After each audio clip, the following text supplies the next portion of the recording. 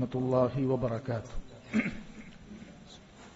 الحمد لله والصلاة والسلام على رسول الله وعلى آله وصحبه ومن والاه أما بعد. ബഹുമാന്യരായ സഹോദരങ്ങളെ, സഹോദരിമാരെ, പ്രിയപ്പെട്ട വിദ്യാർത്ഥികളെ, കിതാബ് തൗഹീദിൽ നമ്മളിപ്പോൾ ചർച്ച ചെയ്തുകൊണ്ടിരിക്കുന്ന അധ്യായങ്ങളെല്ലാം തന്നെ നാം സംസാരിക്കുന്ന സമയത്ത് ശ്രദ്ധിക്കേണ്ട, ഉപയോഗിക്കുമ്പോൾ ഗൗരവപൂർവം മാറ്റി നിർത്തേണ്ട ചില പദപ്രയോഗങ്ങളെക്കുറിച്ചുമൊക്കെയാണ്. ഇതെല്ലാം ഇദ്ദേഹം ഈ അധ്യായത്തിൽ, ഈ കിതാബ് തൗഹീദിൽ കൊണ്ടുവരാനുള്ള കാരണം എന്ന് പറയുന്നത് അത് തൗഹീദിന് ഭംഗം വരുത്തുന്ന, അതിന് കോട്ടം വരുത്തുന്ന വാക്കുകളാണ്. അതുകൊണ്ട് തന്നെ ഒരു മുസ്ലിമിനെ സംബന്ധിച്ചിടത്തോളം അവൻ അതെല്ലാം ചിന്തിച്ചുകൊണ്ട് വേണം സംസാരിക്കുകയും പറയുകയും ഒക്കെ ചെയ്യുമ്പോൾ. ഞാനത് ഉദ്ദേശിച്ചിട്ടില്ല എന്ന് മാത്രം പറഞ്ഞതുകൊണ്ടായില്ല, മറിച്ച് അവൻ സംസാരിക്കുന്ന വാക്കുകളെക്കുറിച്ച് കൃത്യമായ ധാരണ അവനുണ്ടായിരിക്കേണ്ടതുണ്ട്. ഈ അധ്യായത്തിൽ ദുആ ചെയ്യുമ്പോൾ ചില ആളുകൾക്ക് സംഭവിക്കുന്ന ഒരു തെറ്റിനെ കുറിച്ചാണ് അദ്ദേഹം ചൂണ്ടിക്കാട്ടിയിട്ടുള്ളത്. അദ്ദേഹം കൊടുക്കുന്ന അധ്യായം ബാബു ഖൗലി അല്ലാഹുമ്മ ഗ്ഫിർലി ഇൻ ശിഅ്ത. ഈ അധ്യായത്തിന്റെ പേര് അല്ലാഹുവേ നീ ഉദ്ദേശിക്കുകയാണെങ്കിൽ എനിക്ക് പുറത്തു തരണം എന്നാണ് അദ്ദേഹം കൊടുത്തിട്ടുള്ളത്. അല്ലാഹു സുബ്ഹാനഹു വ തആലയോട് തേടുമ്പോൾ, പ്രാർത്ഥിക്കുമ്പോൾ ഉള്ള ഒരു മര്യാദകേടാണ് ഒരാൾ ഈ ഒരു രൂപത്തിൽ പ്രാർത്ഥിക്കുക എന്നുള്ളത്. അതിന്റെ ഉള്ളിൽ പതിയിരിക്കുന്ന തെറ്റുകൾ എന്താണെന്ന് മനസ്സിലാക്കാത്ത ആളുകളെ സംബന്ധിച്ചിടത്തോളം ഒരുപക്ഷെ ഈ വാക്കൊരു തെറ്റായി തോന്നുകയില്ല. അള്ളാഹുവെ നീ ഉദ്ദേശിക്കുകയാണെങ്കിൽ എനിക്ക് പുറത്തു തരണമേ. ചിലപ്പോൾ അതൊരു വിനയത്തിന്റെ ഒക്കെ സ്വരമായിട്ടായിരിക്കും പ്രാർത്ഥിക്കുന്നവൻ വിചാരിക്കുക. അള്ളാഹുവെ നീ ഉദ്ദേശിക്കുകയാണെങ്കിൽ എനിക്ക് പുറത്തു തരണം, അള്ളാഹുവെ നീ ഉദ്ദേശിക്കുകയാണെങ്കിൽ എനിക്ക് കരുണ ചൊരിയണം, അള്ളാഹുവെ നീ ഉദ്ദേശിക്കുകയാണെങ്കിൽ എനിക്ക് റിസ്കിൽ വിശാലത നൽകണം എന്നൊക്കെ പ്രാർത്ഥിക്കുമ്പോൾ ചിലരെങ്കിലും ചിന്തിച്ചേക്കും ഇതൊരു വിനയത്തിന്റെ ഭാഷയല്ലേ എന്ന് ചിന്തിച്ചേക്കും. പക്ഷെ അങ്ങനെ പ്രാർത്ഥിക്കാൻ പാടില്ല എന്നുള്ളത് വളരെ കൃത്യമായി നബി സല്ലല്ലാഹു അലൈഹി വസല്ലം പറഞ്ഞിട്ടുണ്ട്. ആ ഹദീസിലേക്ക് വരാം. എന്തുകൊണ്ടാണ് അങ്ങനെ പാടില്ല എന്ന് പറയാനുള്ള കാരണം? എന്തുകൊണ്ട് ഉദ്ദേശിക്കുകയാണെങ്കിൽ എന്നൊരു നിബന്ധന വെച്ചുകൊണ്ട് പ്രാർത്ഥിക്കാൻ പാടില്ല എന്ന് പറഞ്ഞതിന്റെ കാരണം എന്താണ്? പണ്ഡിതന്മാർ പല കാരണങ്ങൾ അതിന് വിശദീകരിച്ചിട്ടുണ്ട്. ഒന്നാമത്തെ കാരണം, ഈ ഒരു തേട്ടത്തിൽ അതിലൊരു സൂചന ഉണ്ട്. അള്ളാഹുവിനെ നിനക്ക് നിർബന്ധിക്കാൻ സാധിക്കുമെന്നുള്ളത് പോലെ. അതായത് നീ അള്ളാഹുവിനെ ഉദ്ദേശിക്കുകയാണെങ്കിൽ തരണമെന്ന് പറയുമ്പോ ഞാൻ നിന്നെ നിർബന്ധിക്കുന്നില്ല, നീ ഉദ്ദേശിക്കുകയാണെങ്കിൽ തന്നാൽ മതി എന്നൊരു ധ്വനി അതിലുണ്ട്. അപ്പൊ അള്ളാഹു സുബ്ഹാനഹു വ തആലയെ നിർബന്ധിക്കാൻ ആരുമില്ല. അള്ളാഹു ഉദ്ദേശിച്ചാൽ മാത്രമേ നൽകുകയുള്ളൂ. അതുകൊണ്ട് നീ ഉദ്ദേശിക്കുകയാണെങ്കിൽ എന്ന് പ്രത്യേകം പറയേണ്ട ആവശ്യമില്ല. അള്ളാഹു അവൻ ഉദ്ദേശിക്കുന്നത് മാത്രമേ അവൻ പ്രവർത്തിക്കുകയുള്ളൂ. നിന്റെ നിർബന്ധം കാരണത്താൽ, നിന്റെ സമ്മർദ്ദം കാരണത്താൽ എന്തെങ്കിലും ചെയ്തു തരുന്നവനല്ല അള്ളാഹു തആല. അപ്പൊ ഈ ഒരു രീതിയിൽ അങ്ങനെ ഒരു ധ്വനിയുണ്ട്. അള്ളാഹു നീ ഉദ്ദേശിക്കുകയാണെങ്കിൽ തന്നാൽ മതി, ഞാൻ നിന്നെ നിർബന്ധിക്കുന്നൊന്നുമില്ല എന്നൊരു ധ്വനിയാണ് അതിലുള്ളത്. അത് തെറ്റാണ്. അങ്ങനെ ചോദിക്കാൻ പാടില്ല. രണ്ടാമത്തെ കാരണം എന്ന് പറയുന്നത്, ഇങ്ങനെ ചോദിക്കുന്ന സമയത്ത് അതിൽ മറ്റൊരു ധ്വനിയുണ്ട്. ചില കാര്യങ്ങളെല്ലാം അള്ളാഹു സുബ്ഹാനഹു വ തആലക്ക് വലിയ പ്രയാസകരമാകുന്ന എന്തോ ഉണ്ട് എന്നുള്ളതുപോലെ. സുബ്ഹാനല്ലാഹ്, നീ ഉദ്ദേശിക്കുകയാണെങ്കിൽ ചെയ്താൽ മതി എന്ന് പറയുമ്പോൾ ആ കാര്യം എന്തോ അള്ളാഹു തആലക്ക് അതെല്ലാം നൽകാൻ ചിലപ്പോ പ്രയാസം ഉണ്ടാവും. അവിടെ ഞാൻ ചോദിക്കുന്ന കാര്യം അത് ചെയ്യാൻ സാധിക്കുമെങ്കിൽ ചെയ്തു തന്നാൽ മതി, നീ ഉദ്ദേശിക്കുകയാണെങ്കിൽ ചെയ്തു തന്നാൽ മതി, ഞാൻ നിർബന്ധം പറയുന്നില്ല, ഞാൻ ഉറപ്പിച്ചു പറയുന്നില്ല എന്ന് പറയുമ്പോൾ അങ്ങനെയും ഒരു സൂചന ഉണ്ട്. എന്നാൽ സഹോദരങ്ങളെ, അല്ലാഹു സുബ്ഹാനഹു വ തആലക്ക് ഈ ലോകത്തുള്ള മുഴുവൻ മനുഷ്യരും ഒരൊറ്റ പ്രതലത്ത് നിന്ന് ഒരുമിച്ച് ചോദിച്ചാൽ പോലും അവരെല്ലാം ചോദിച്ചതിന് അല്ലാഹു തആലക്ക് ഉത്തരം ചെയ്യാൻ സാധിക്കുകയും ആ ഉത്തരം ചെയ്തതിന്റെ പേരിൽ അവന്റെ ഖജനാവിൽ നിന്നും ഒരിറ്റുപോലും കുറഞ്ഞു പോകാതിരിക്കുകയും ചെയ്യും എന്നുള്ളത് നബി സല്ലല്ലാഹു അലൈഹി വസല്ലം നമ്മെ പഠിപ്പിച്ച കാര്യമാണ്. ഖുദ്സിയ ഹദീസിൽ അല്ലാഹു തആല പറയുന്നതായിട്ട് നമ്മൾ കേട്ടിട്ടുണ്ടാകും, യാ ഇബാദി, എന്റെ അടിമകളെ, ലൗ അന്ന അവലക്കും വ ആഖിറക്കും, നിങ്ങളിൽ ആദ്യത്തവനും അവസാനത്തവനും, വ ഇൻസക്കും വ ജിന്നക്കും, നിങ്ങളിലെ മനുഷ്യരും ജിന്നുകളും ഖാമു ഫി സഈദിൻ വാഹിദ്, എല്ലാവരും ഒരൊറ്റ പ്രതലത്തിൽ അങ്ങ് നിൽക്കുകയാണ്. ഫസഅലൂനി, അവരെല്ലാവരും എന്നോട് ചോദിച്ചു, ആരും ചോദിക്കാതിരുന്നിട്ടില്ല. ഫഅഅതൈതു കുല്ല ഇൻസാനിൻ മസ്അലതഹ, എല്ലാ മനുഷ്യരുടെയും എല്ലാവരുടെയും ചോദ്യങ്ങൾക്ക് ഞാൻ ഉത്തരം നൽകുകയും ചെയ്തു. മാ നഖസ ദാലിക മിമ്മാ ഇൻദി ഇല്ലാ കമാ യൻഖുസുൽ മിഖ്യതു ഇദാ ഉദ്ഖിൽ ബഹർ. ഒരു വലിയ സമുദ്രത്തിൽ ഒരു സൂചി മുക്കിയെടുത്താൽ എന്തുമാത്രമാണ് അതിൽ കുറവ് വരിക? ഒന്നും കുറവ് വരികയില്ല. അതുപോലെ എന്റെ അടുക്കലുള്ളതിൽ ഒന്നിലും കുറവ് വരികയില്ല എന്ന് അല്ലാഹു സുബ്ഹാനഹു വ തആല പറഞ്ഞിട്ടുണ്ട്. അതുകൊണ്ട് നമ്മൾ ചോദിക്കുന്ന എന്ത് വലിയ കാര്യമായാലും അതൊന്നും അല്ലാഹു തആലയെ സംബന്ധിച്ചിടത്തോളം വലിയ കാര്യമല്ല. അതുകൊണ്ട് നീ ഉദ്ദേശിക്കുകയാണെങ്കിൽ എന്നൊന്നും നമ്മൾ പറയേണ്ടതില്ല. അതാണ് മറ്റൊരു കാരണമായി പറഞ്ഞത്. മൂന്നാമത്തെ കാരണം സഹോദരങ്ങളെ, ഇങ്ങനെ ഉദ്ദേശിക്കുകയാണെങ്കിൽ തന്നാൽ മതി എന്ന് പറയുന്നവന് ഉണ്ടാകുന്ന മറ്റൊരു ധ്വനി എന്ന് പറയുന്നത്, എനിക്കങ്ങനെ വലിയ ആവശ്യമൊന്നുമില്ല, നീ ഉദ്ദേശിക്കുകയാണെങ്കിൽ തന്നാൽ മതി. നമ്മൾ മനുഷ്യന്മാർ പരസ്പരം പറയുന്നത് പോലെ, നിന്റെ അടുക്കൽ ഒരു ഇത്ര രൂപ ഉണ്ടോ, ഉദ്ദേശിക്കുകയാണ് തന്നാൽ മതി എന്ന് പറയുന്നത് പോലെ.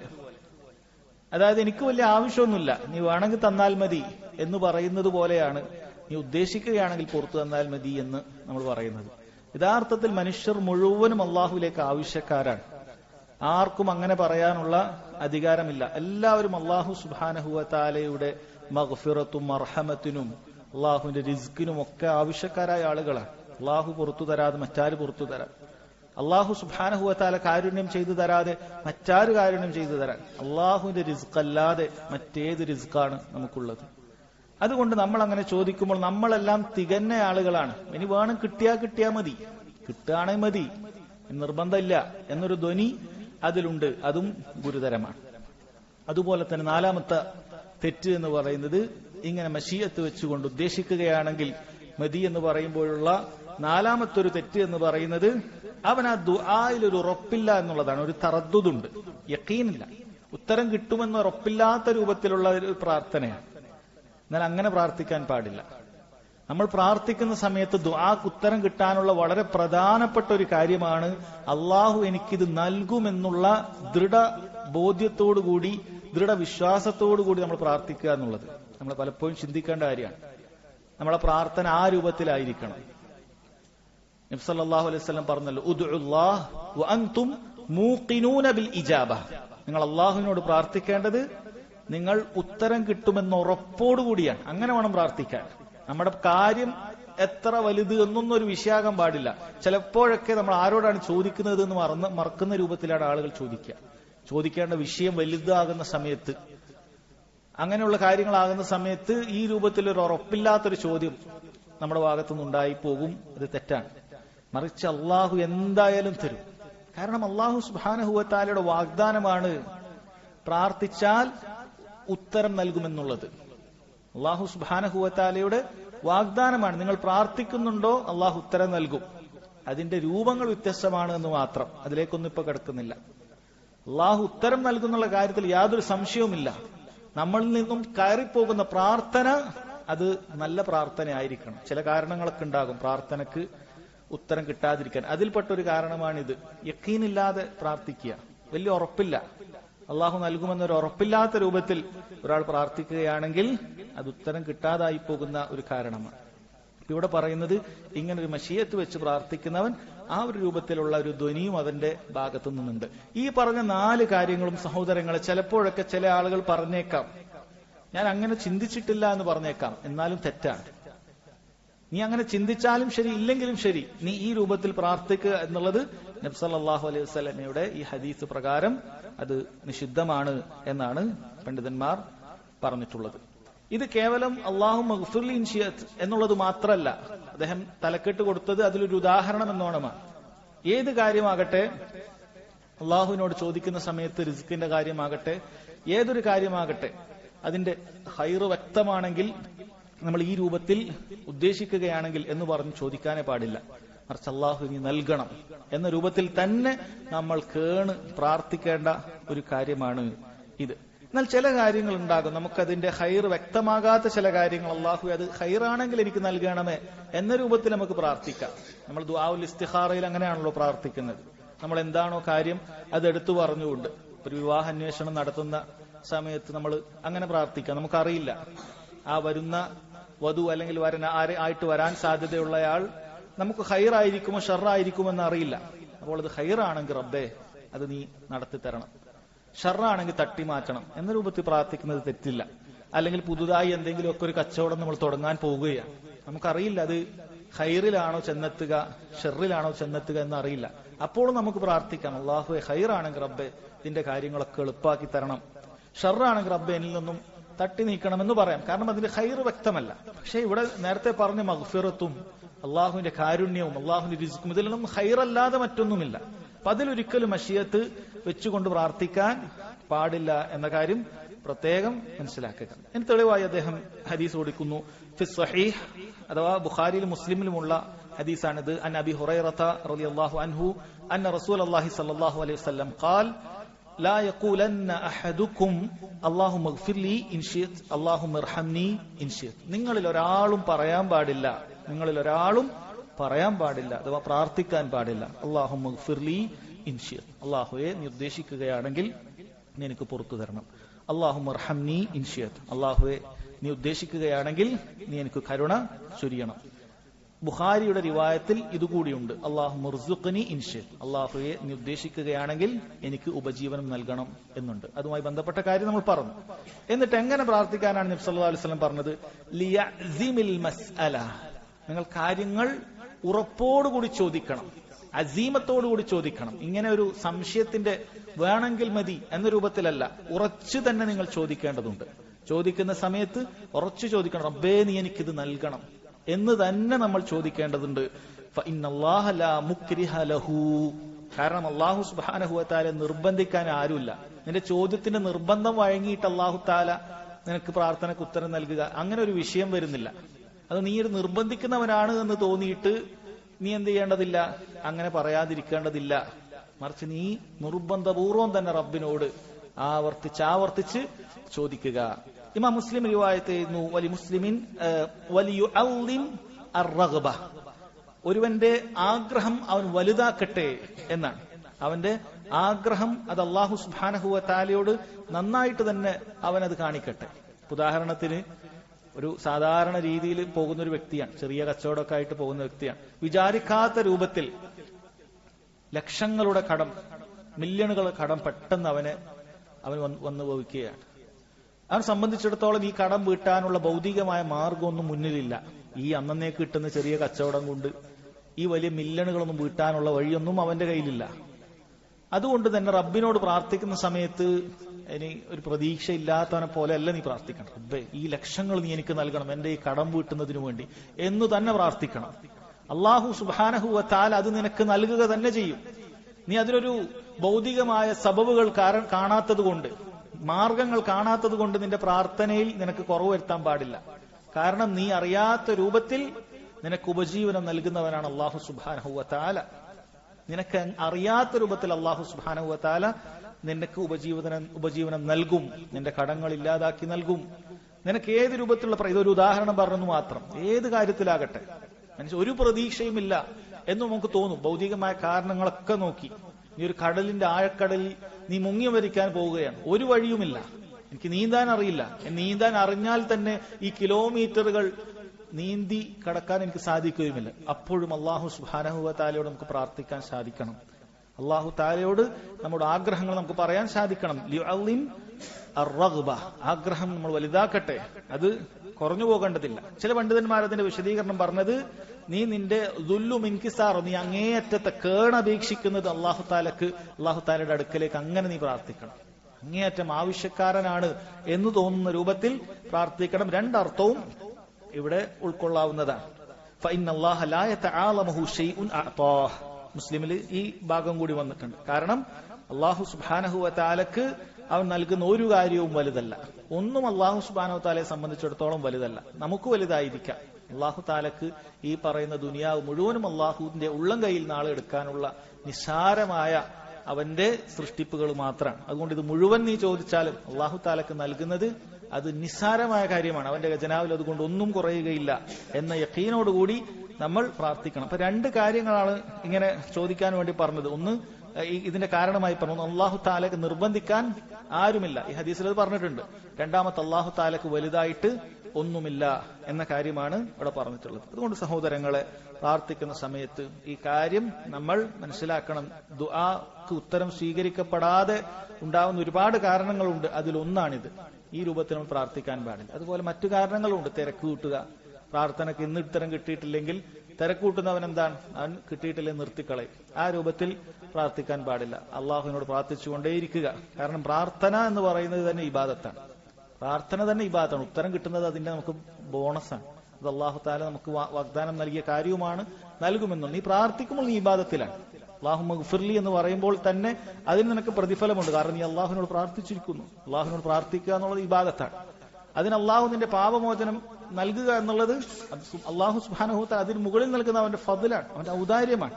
അത് പ്രത്യേകം മനസ്സിലാക്കി ധാരാളമായി പ്രാർത്ഥിക്കുക. ഇത് പറഞ്ഞപ്പോഴാണ് സഹാബികൾ പറഞ്ഞത്, എങ്കിൽ ഞങ്ങൾ പ്രാർത്ഥന വർദ്ധിപ്പിക്കുക തന്നെ ചെയ്യും എന്ന് പറഞ്ഞത് അതുകൊണ്ടാണ്. കാരണം ഒരു നഷ്ടവുമില്ലാത്തൊരു കാര്യമാണ് അള്ളാഹുവിനോട് പ്രാർത്ഥിക്കുക എന്നുള്ളത്. ഒരു നഷ്ടവും അതിലില്ല. ആവർത്തിച്ച് ആത്മാർത്ഥതയോടുകൂടി അതിന്റെ നിബന്ധനകൾ പൂർത്തീകരിച്ച് ഒരാൾ പ്രാർത്ഥിക്കുകയാണെങ്കിൽ എല്ലാം കൊണ്ടും അവന് ഗുണമാണ് എന്ന് മനസ്സിലാക്കുക. അതിനുശേഷമുള്ള അധ്യായം ബാബുൻ ലാ യഖൂലു അബ്ദി വ അമതി. ഈ അധ്യായത്തിൽ ഒരുവൻ എന്റെ അടിമ, അതുപോലെ എന്റെ അടിമ സ്ത്രീ എന്ന് പറയാൻ പാടില്ല എന്നുള്ളതാണ്. ഇതും മനുഷ്യൻ പൊതുവെ സംസാരിക്കുന്ന സമയത്തുള്ള ചില അബദ്ധങ്ങളാണ് ഇതിൽ വരുന്നത്. അപ്പൊ അങ്ങനെയുള്ള വാക്കുകളെ കുറിച്ചിട്ട് ഓരോന്നോരോന്നായിട്ട് ഇവിടെ പറയുന്നുണ്ട്. അബ്ദ് എന്നുള്ളത് അടിമ എന്നുള്ള രണ്ടർത്ഥത്തിൽ ഉപയോഗിക്കാറുണ്ട്. മനുഷ്യന്മാർക്ക് അടിമകൾ ഉണ്ടാകും. അവന്റെ കീഴിൽ പണിയെടുക്കുന്ന യജമാനന് അടിമകൾ ഉണ്ടാകും. എന്നാൽ മുഴുവൻ മനുഷ്യരും അല്ലാഹു സുബ്ഹാനഹു വ തആലയുടെ അടിമകളാണ്. അപ്പോൾ ഇങ്ങനെ ഒരു കലിമ, ഈ ഒരു പദത്തിന് രണ്ടർത്ഥം വരുന്ന രീതിയാണ്. അല്ലാഹുവിന് മാത്രമേ ഉലൂഹിയത്തുള്ളൂ, ആരാധനക്ക് അർഹൻ അല്ലാഹു സുബ്ഹാനഹു വ തആല മാത്രമേ ഉള്ളൂ. ഉബൂദിയത്ത് മുഴുവനും, ആരാധന മുഴുവൻ അല്ലാഹു സുബ്ഹാനഹു വ തആലക്ക് മാത്രമാണ്. അപ്പൊ മുഴുവൻ ആളുകളും അള്ളാഹുവിന്റെ അടിമകളാണ്. നമ്മൾ അടിമകളായിട്ട് നമുക്ക് ആരുമില്ല. പക്ഷെ എന്നാൽ ഭൗതികമായ അടിമകൾക്ക് അടിമകൾ എന്ന് പറയാറുമുണ്ട്. അബ്ദ് എന്നുള്ള വാക്ക് സ്ഥിരപ്പെട്ടതാണ്, ശരീഅത്തിൽ ഉപയോഗിക്കപ്പെട്ട വാക്കാണ്.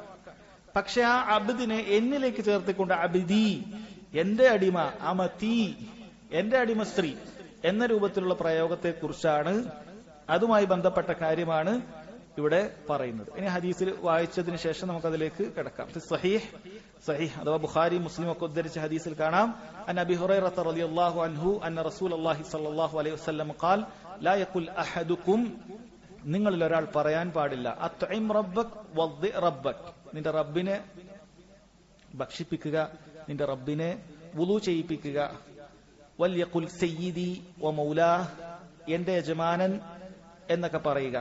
വലാ യഖുൽ അഹദുക്കും, നിങ്ങൾ ഒരാളും പറയാൻ പാടില്ല അബ്ദി വ അമതി, എന്റെ അടിമ, എന്റെ അടിമ സ്ത്രീ എന്നൊന്നും പറയരുത്. വൽയഖുൽ ഫതായ വ ഫതാതി വ ഗുലാമി, എന്റെ യുവാവ്, എന്റെ യുവതി, എന്റെ ഭൃത്യൻ, ആ രൂപത്തിൽ പറയുക എന്നാണ്. ഒരുപാട് വിഷയങ്ങൾ ഇതിൽ വന്നിട്ടുണ്ട്.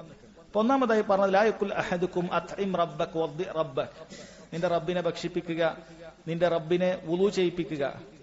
എന്താണ് മനുഷ്യൻ അങ്ങനെയുള്ള വാക്ക് പറയാനുള്ള കാരണം എന്താണ്? ഒരാളും അല്ലാഹു സുബ്ഹാനഹു വ തആല ഉദ്ദേശിച്ചത് പറയുകയില്ല. അങ്ങനെ പറഞ്ഞാൽ അത് കുഫ്റാണ്. അത് ഒരാളും പറയുകയില്ല. മറിച്ച് റബ്ബ് എന്നുള്ളത് പൊതുവെ യജമാനനെ ഉപയോഗിക്കാറുണ്ട്. റബ്ബ് എന്നുള്ള ഒരു ഗൃഹനാഥന് റബ്ബുൽ ബൈത്ത് എന്ന് പറയും. ഒരാളുടെ മുതലാളിക്ക് റബ്ബ് എന്ന് ഭാഷയിൽ പറയും.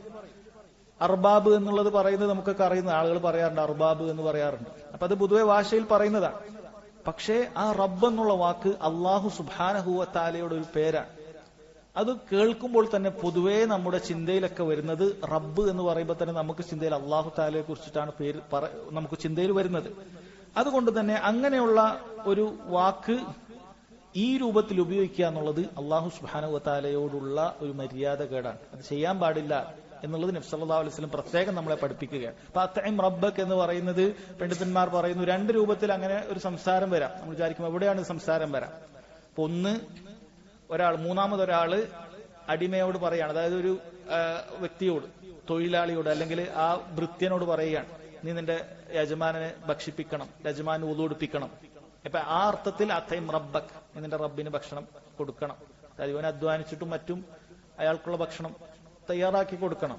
എന്നായിരിക്കും, അല്ലെങ്കിൽ വുളു എടുപ്പിക്കണം എന്നൊക്കെ ഉള്ളത് ഇവൻ അധ്വാനിച്ചിട്ട് ചെയ്തു കൊടുക്കണം എന്നാണ് പറയുന്നത്.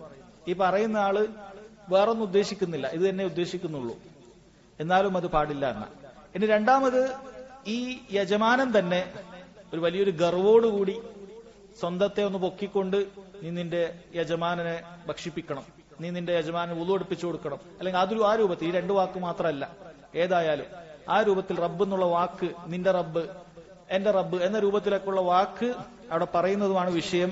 അതും ഇതിൽ പെടുന്നതാണ് എന്നാണ് നബി സല്ലല്ലാഹു അലൈഹി വസല്ലം പറയുന്നതായിട്ട് മുസ്ലിമിൽ പറഞ്ഞു, വലാ യഖുൽ അഹദുക്കും റബ്ബി, എന്റെ റബ്ബ് എന്ന് പറയരുത്. അഥവാ ഏത് വിഷയത്തിൽ? തന്റെ യജമാനന്റെ വിഷയത്തിൽ എന്റെ റബ്ബ് എന്ന അയാളെ കുറിച്ച് അങ്ങനെ പറയാൻ പാടില്ല എന്നുള്ളതാണ് പറയുന്നത്. അത് എന്തുകൊണ്ടാണ് അതിന്റെ വിഷയം? കൂടുതൽ വിശദാംശം പിന്നീട് വരാം. പിന്നീട് നബി സല്ലല്ലാഹു അലൈഹി വസല്ലം പറഞ്ഞ വേറൊരു വിഷയം, വല്യഖുൽ, ഒരാൾ പറയട്ടെ, സയ്യിദി വ മൗലാ, എന്റെ യജമാനൻ എന്നൊക്കെ അവൻ പറയട്ടെ. അതായത് യജമാനനെ റബ്ബി എന്ന് പറയാതെ, യജമാനന് റബ്ബി എന്ന് പറയാതെ അവൻ സയ്യിദി എന്ന് പറഞ്ഞോട്ടെ. അപ്പൊ മൗലായ, രണ്ടും യജമാനൻ, നേതാവ് എന്നൊക്കെ അർത്ഥമുള്ള വാക്കാണ്. ആ വാക്കുകളൊക്കെ ഉപയോഗിച്ചോട്ടെ, റബ്ബ് എന്നുള്ള വാക്ക് ഉപയോഗിക്കരുത് എന്നാണ്.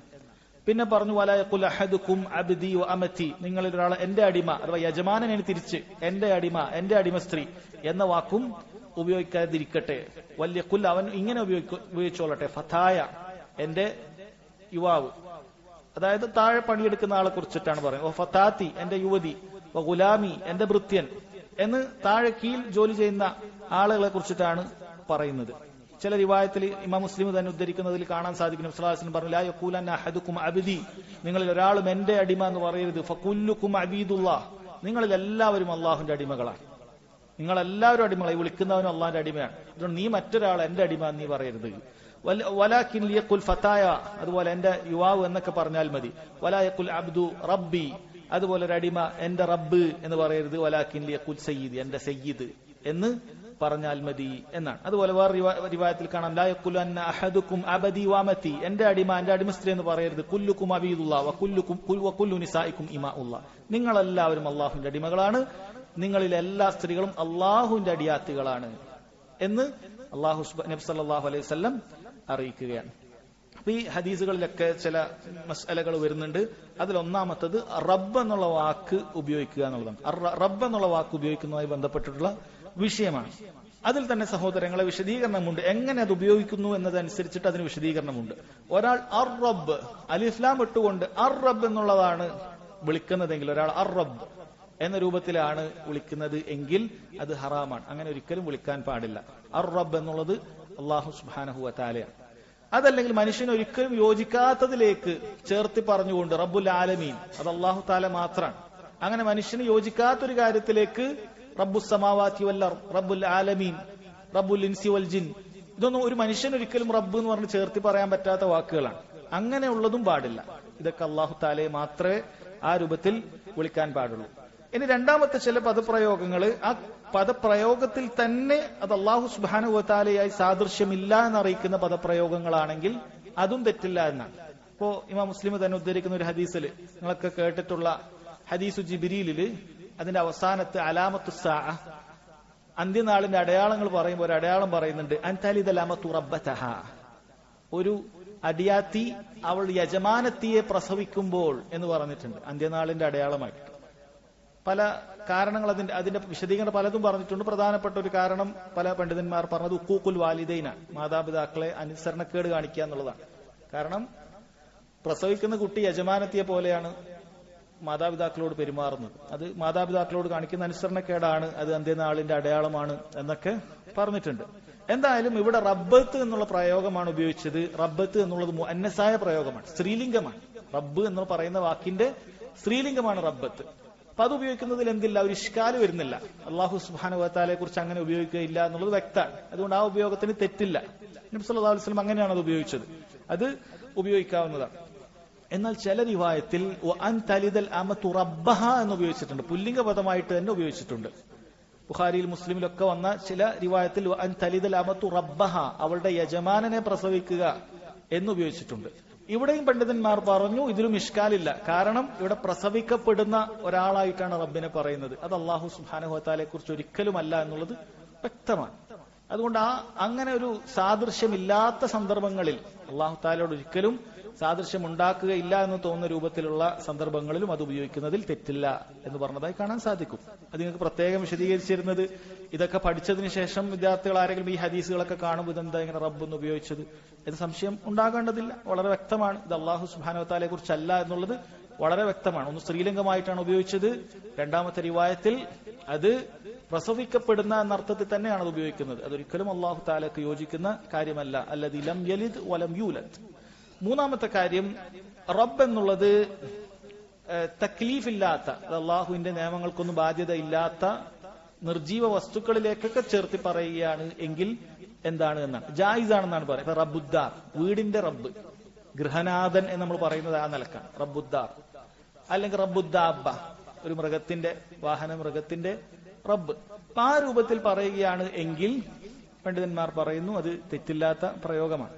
റബ്ബ് എന്നുള്ളത് നിർജീവ വസ്തുക്കളിലേക്ക് ചേർത്തി പറയുകയാണ്. വീട്ടിന്റെ റബ്ബ് അല്ലെങ്കിൽ ഇന്നതിന്റെ വാഹനത്തിന്റെ റബ്ബ്, ആ രൂപത്തിൽ പറയുന്നത് തെറ്റില്ല എന്നാണ് പറയുന്നത്. നാലാമത്തത് സഹോദരങ്ങളെ, റബ്ബ് എന്നുള്ളത് ഈ വിഷയത്തിലാണ് പിന്നീട് അഭിപ്രായ വ്യത്യാസങ്ങളും മറ്റുമുള്ളത്. റബ്ബ് എന്നുള്ളത് തക്ലീഫുള്ള, അള്ളാഹുവിന്റെ വിധിവിലക്കുകളെ പാലിക്കാൻ ബാധ്യസ്ഥരായ മനുഷ്യരിലേക്കും മറ്റുമൊക്കെ റബ്ബ് എന്നുള്ള വാക്ക് ചേർത്തി പറയുക എന്ന വിഷയമാണ് പിന്നീട് വരുന്നത്. ഇതിൽ ഇപ്പോ റബ്ബി എന്ന് പറയുമ്പോൾ എന്റെ റബ്ബ് അല്ലെങ്കിൽ റബ്ബുക്ക, നിന്റെ റബ്ബ്, ഞാനും നീയൊക്കെ അള്ളാഹുവിന്റെ മുക്കല്ലഫാണ്. അള്ളാഹു സുബ്ഹാനഹു വ തആല വിധിവിലക്കനുസരിച്ച് പാലിക്കേണ്ട ആളുകളാണ്. അപ്പൊ ആ രൂപത്തിൽ സംസാരിക്കുന്നതുമായി ബന്ധപ്പെട്ട് ബഹുഭൂരിപക്ഷം പണ്ഡിതന്മാരും അത് കറാഹത്താണെന്ന് പറയുന്നു. എന്നാൽ ഈ ഹദീസിന്റെ അടിസ്ഥാനത്തിൽ പല പണ്ഡിതന്മാരും ഇത് ഹറാമാണ് എന്ന് തന്നെയാണ് പറഞ്ഞിട്ടുള്ളത്. അങ്ങനെ പറയാൻ പാടില്ല. റബ്ബി, എന്റെ റബ്ബ് എന്ന് ആരെക്കുറിച്ച് പറയാൻ പാടില്ല? തന്റെ യജമാനെ കുറിച്ച് പറയാൻ പാടില്ല. അല്ലെങ്കിൽ റബ്ബുക്ക, നിന്റെ യജമാൻ എന്ന അർത്ഥത്തിൽ ഒരാളോടും അങ്ങനെ റബ്ബുക്ക എന്ന രൂപത്തിൽ പറയാൻ പാടില്ല. ഈ രൂപത്തിലൊക്കെ അത് വിശദീകരിച്ച് ഈ 4 രൂപത്തിൽ മനസ്സിലാക്കി കഴിഞ്ഞാൽ ഇതുമായി ബന്ധപ്പെട്ട ചർച്ച നമുക്ക് മനസ്സിലാക്കാൻ സാധിക്കും. റബ്ബ് എന്നുള്ള വാക്ക് സഹോദരങ്ങളെ ഇങ്ങനെ പ്രത്യേകമാക്കപ്പെട്ട വസ്തുക്കളിലേക്ക് ചേർക്കുമ്പോഴാണ് നമുക്ക് പറയാൻ അനുവാദമുള്ളത്. റബ്ബുൽ ബൈത്ത് എന്നോ റബ്ബുദ്ദാർ എന്നോ റബ്ബു സയ്യാറ റബ്ബുദ്ദാബ്ബ എന്നൊക്കെ പറയുമ്പോൾ അത് തെറ്റില്ല. അതൊരു ഉടമസ്ഥൻ, ആ സാധനത്തിന്റെ ഉടമസ്ഥൻ എന്ന അർത്ഥത്തിലേക്ക് അത് ഒതുങ്ങുന്നതാണ്. അത് അനുവദനീയമാണ്. അതല്ലാത്ത രൂപത്തിൽ പറയരുത് എന്ന് മനസ്സിലാക്കാം. രണ്ടാമത്തേത് സയ്യിദ് എന്നുള്ള വാക്ക് പ്രയോഗിക്കുന്നതുമായി ബന്ധപ്പെട്ടിട്ടാണ്. സയ്യിദ് എന്നുള്ള വാക്ക്, അസയ്യിദ്, ഇവിടെയും നേരത്തെ റബ്ബിന്റെ വിഷയത്തിൽ പറഞ്ഞതുപോലെ അസയ്യിദ് എന്നുള്ള വാക്ക് ഒരാൾ ഉപയോഗിച്ചിട്ട് അത് അസിയാദത്തുൽ മുത്തലഖ, നിരുപാധികമായ യജമാനത്വം, അയാൾക്ക് മുഴുവൻ കാര്യങ്ങളുടെയും എല്ലാത്തിന്റെയും യജമാനൻ എന്ന രൂപത്തിൽ ഒരാൾ സയ്യിദ് എന്ന് വിളിക്കുമ്പോൾ മറ്റൊരാളെ ഉദ്ദേശിക്കുന്നത് എങ്കിൽ അത് പാടില്ലാത്ത കാര്യമാണ്. അങ്ങനെ ഒരിക്കലും വിളിക്കാൻ പാടില്ല. അല്ലെങ്കിൽ സയ്യിദ് എന്ന് പറഞ്ഞ് വിളിക്കുന്ന സമയത്ത് അതിലൊരു അതിരുകവിയൽ, ഗുലുവുണ്ടെങ്കിൽ അങ്ങനെയും പാടില്ല എന്നാണ് നബി സല്ലല്ലാഹു അലൈഹി വസല്ലം അത് പഠിപ്പിച്ചിട്ടുണ്ട് എന്ന് കാണാൻ സാധിക്കും. ഒരിക്കൽ ബനു ആമിർ ഗോത്രം നബി സല്ലല്ലാഹു അലൈഹി വസല്ലമയെ സന്ദർശിച്ചപ്പോൾ അവർ ആ സന്തോഷത്തിൽ കണ്ടുമുട്ടിയപ്പോൾ പറഞ്ഞു, അൻത സയ്യിദുനാ, താങ്കൾ ഞങ്ങളുടെ സയ്യിദ, നേതാവാണെന്ന് പറഞ്ഞു. യഥാർത്ഥത്തിൽ നബി സല്ലല്ലാഹു അലൈഹി വസല്ലം തന്നെ പറഞ്ഞിട്ടുണ്ട്, അന സയ്യിദു വലദി ആദം, ഞാൻ ആദം സന്തതികളുടെ നേതാവാണ് എന്ന് പറഞ്ഞിട്ടുണ്ട്. പക്ഷേ അവർ ആ പറയുന്നത് ഒരുതരം അതിര് കവിയലിന്റെ സ്വഭാവമായപ്പോൾ നബി സല്ലല്ലാഹു അലൈഹി വസല്ലം തൗഹീദിനെ സംരക്ഷിച്ചുകൊണ്ട് ഷിർക്കിലേക്ക് എത്തുന്ന മുഴുവൻ വാക്കുകളും പ്രവൃത്തികളും അതിന് കോട്ടയിട്ടുകൊണ്ട് അവിടുന്ന് പറഞ്ഞു, അസ്സയ്യിദ് അല്ലാഹു തബാറക വ തആല, അസ്സയ്യിദ് എല്ലാത്തിന്റെയും യജമാനൻ അത് അല്ലാഹു സുബ്ഹാനഹു വ തആലയാണ് എന്നാണ് പറഞ്ഞത്. അങ്ങനെയാണ് നബി സല്ലല്ലാഹു അലൈഹി വസല്ലം പറഞ്ഞു. നോക്കൂ സഹോദരങ്ങൾ, ഇത് കേവലം ഷിർക്കിനോട് സാദൃശ്യമുള്ള, യഥാർത്ഥത്തിൽ ആ വാക്കുകൊണ്ട് ഒരാൾക്ക് ഷിർക്കല്ലാത്തത് ഉദ്ദേശിക്കാം, പക്ഷെ അതിലൊരു ലാഞ്ചനയുണ്ട് എന്ന് കാണുമ്പോൾ നബി സല്ലല്ലാഹു അലൈഹി വസല്ലം അതിനെ എതിർത്ത് പറയുകയാണ്. എന്നിട്ടാണ് ചില ആളുകൾ നബി സല്ലല്ലാഹു അലൈഹി വസല്ലമയെ കുറിച്ചിട്ട് നാളെയുള്ള കാര്യങ്ങൾ അറിയും എന്ന് നബി സല്ലല്ലാഹു അലൈഹി വസല്ലമയോട് പറഞ്ഞപ്പോൾ അവിടുന്ന് മിണ്ടിയിട്ടില്ല എന്നൊക്കെ കളവ് പറഞ്ഞത്. യഥാർത്ഥത്തിൽ നബി സല്ലല്ലാഹു അലൈഹി വസല്ലം അതിനെ ശക്തമായി എതിർത്ത് ആ പാടിയ ആളുകളോട് അത് വിമർശിക്കുകയാണ് ഉണ്ടായത്. അത് പാടാൻ പാടില്ല എന്നാണ്. ഇവിടെ നോക്കൂ, സയ്യിദുന എന്നുള്ള വാക്ക് അത് ആ രൂപത്തിൽ പോലുമല്ല, പക്ഷെ അവിടുന്ന് പറഞ്ഞ അസ്സയ്യിദ് അല്ലാഹ് തബാറക വ തആല, അല്ലാഹു സുബ്ഹാനഹു വ തആലയാണ് അസ്സയ്യിദ് എന്നാണ് പറഞ്ഞിട്ടുള്ളത്. അപ്പോ ഈ രൂപത്തിലാണ് എങ്കിൽ സയ്യിദ് എന്നുള്ള വാക്ക് വിളിക്കാൻ പാടില്ല. ഇനി അതുപോലെ തന്നെ സയ്യിദ് എന്ന് ഉപയോഗിക്കപ്പെടാൻ പാടില്ല. ചില ആളുകൾ അവർ ആരാധിക്കുന്ന ഖബറിലും മറ്റും കിടക്കുന്ന വലിയകളെ സയ്യിദ് എന്ന് വിളിക്കാറുണ്ട്. എന്തെങ്കിലുമൊക്കെ പ്രയാസമായിട്ട് നിൽക്കുന്ന സമയത്ത് ആ സയ്യിദിന്റെ അടുക്കലേക്ക് പോകും, ഇദ്ഹബു ഇലാ ഹാദ സയ്യിദ്, എന്ന രൂപത്തിലൊക്കെ അവർ സംസാരിക്കും. ആ ഖബറിലുള്ള നേതാവിന്റെ അടുക്കലേക്ക് പോകൂ. ഇത് വ്യക്തമായ ശിർക്കൻ വാചകമാണ്. ആ രൂപത്തിൽ അത് സംസാരിക്കാൻ പാടില്ല. എൻ സഹോദരങ്ങൾ, എപ്പോഴാണ് ഇത് സംസാരിക്കാൻ അനുവാദമുള്ളത്? എന്തെങ്കിലുമൊക്കെ ഒരു സ്ഥാനപ്പേര് പറയാൻ വേണ്ടി മാത്രം നേതാവ് എന്നുള്ള നിലക്ക്, സയ്യിദ് എന്നുള്ള നിലക്ക് ഒരാൾക്ക് പേര് പറയുകയാണ് എങ്കിൽ അത് തെറ്റില്ല. കാരണം ഈ ഹദീസിൽ പറഞ്ഞല്ലോ, മൗലായ റബ്ബി എന്ന് പറയാതെ ഒരാൾ എന്ത് പറഞ്ഞാൽ മതി, വലിയ കുൽ സയ്യിദി എന്ന് പറയാമെന്ന് പറഞ്ഞിട്ടുണ്ട്. എന്റെ നേതാവ് എന്ന് പറയാം എന്ന് പറഞ്ഞിട്ടുണ്ട്. നബി സല്ലല്ലാഹു അലൈഹി വസല്ലമയും പറഞ്ഞിട്ടുണ്ട്, അന സയ്യിദു വലദി ആദം, ഞാൻ ആദം സന്തതികളുടെ സയ്യിദാണ്, നേതാവാണ് എന്ന് പറഞ്ഞിട്ടുണ്ട്. അതുപോലെ സഅദ് ബിൻ മുആദ് റളിയല്ലാഹു അൻഹു അദ്ദേഹം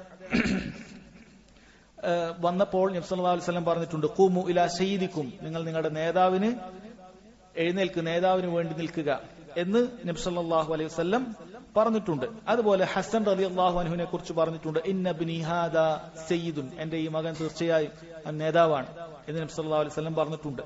ഉമർ റളിയല്ലാഹു അൻഹു പറയുമായിരുന്നു, അബൂബക്കർ സയ്യിദുനാ വഅഅതക സയ്യിദനാ, അബൂബക്കർ ഞങ്ങളുടെ നേതാവാണ്, ഞങ്ങളുടെ നേതാവിനെ മോചിപ്പിക്കുകയും ചെയ്തു. ബിലാൽ റളിയല്ലാഹു അൻഹുവിനെ ഉദ്ദേശിച്ചുകൊണ്ടായിരുന്നു അത്. അപ്പോൾ സഹോദരങ്ങളെ, അങ്ങനെ ഒരു സ്ഥാനപ്പേര് കുറിക്കാൻ വേണ്ടി മാത്രം സയ്യിദാണ്, നേതാവാണ്, ഒന്നതിന്റെ നേതൃത്വത്തിലുള്ള ആളാണ്, അല്ലെങ്കിൽ അതിനുള്ള കഴിവുള്ള ആളാണ് എന്നൊക്കെയാണ് എങ്കിൽ സയ്യിദ് എന്ന് പറയുന്നതിൽ തെറ്റില്ല എന്നാണ്. എന്നാൽ അതൊരിക്കലും മുനാഫിക്കുകളെ കുറിച്ച്, വളരെ മോശപ്പെട്ട ആളുകളെ കുറിച്ച് സയ്യിദ് എന്ന് പറയാൻ പാടില്ല എന്നതുകൂടി ഓർക്കണം.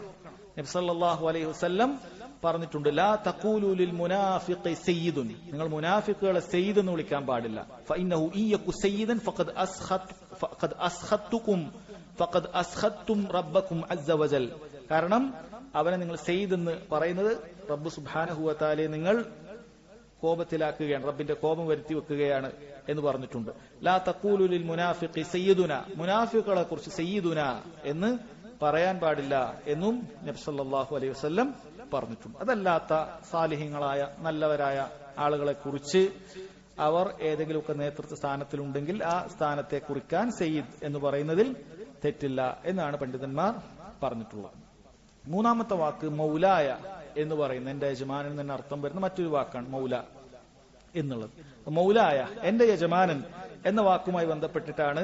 ആ വാക്കും സഹോദരങ്ങളെ നിരുപാധികമായ ഒരർത്ഥത്തിലാണ്, എല്ലാത്തിന്റെയും യജമാനൻ എന്ന അർത്ഥത്തിലാണ്. നേരത്തെ നമ്മൾ സയ്യിദ് എന്ന് പറഞ്ഞതുപോലെയാണ് എങ്കിൽ അങ്ങനെ അത് ഉപയോഗിക്കാൻ പാടില്ല. എന്നാൽ അതല്ലാത്ത രൂപത്തിൽ ഒരു പ്രത്യേക വ്യക്തിയെ കുറിച്ചിട്ട് ആ ഒരു സ്ഥാനം അറിയിക്കാൻ വേണ്ടിയാണെങ്കിൽ പറ്റും.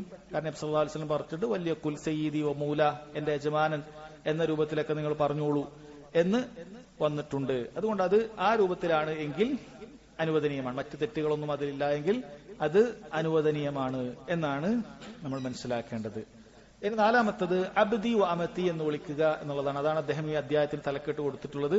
അത് നമ്മൾ മനസ്സിലാക്കേണ്ടത്, ആ രൂപത്തിൽ അബ്ദി അമതി എന്ന് വിളിക്കുന്നത് പാടില്ലാത്ത കാര്യമാണ്. ബഹുഭൂരിപക്ഷം പണ്ഡിതന്മാരും അത് കറാഹത്താണ്, അങ്ങനെ വിളിക്കാൻ പാടില്ല എന്ന് തന്നെ വന്നിട്ടുണ്ട്.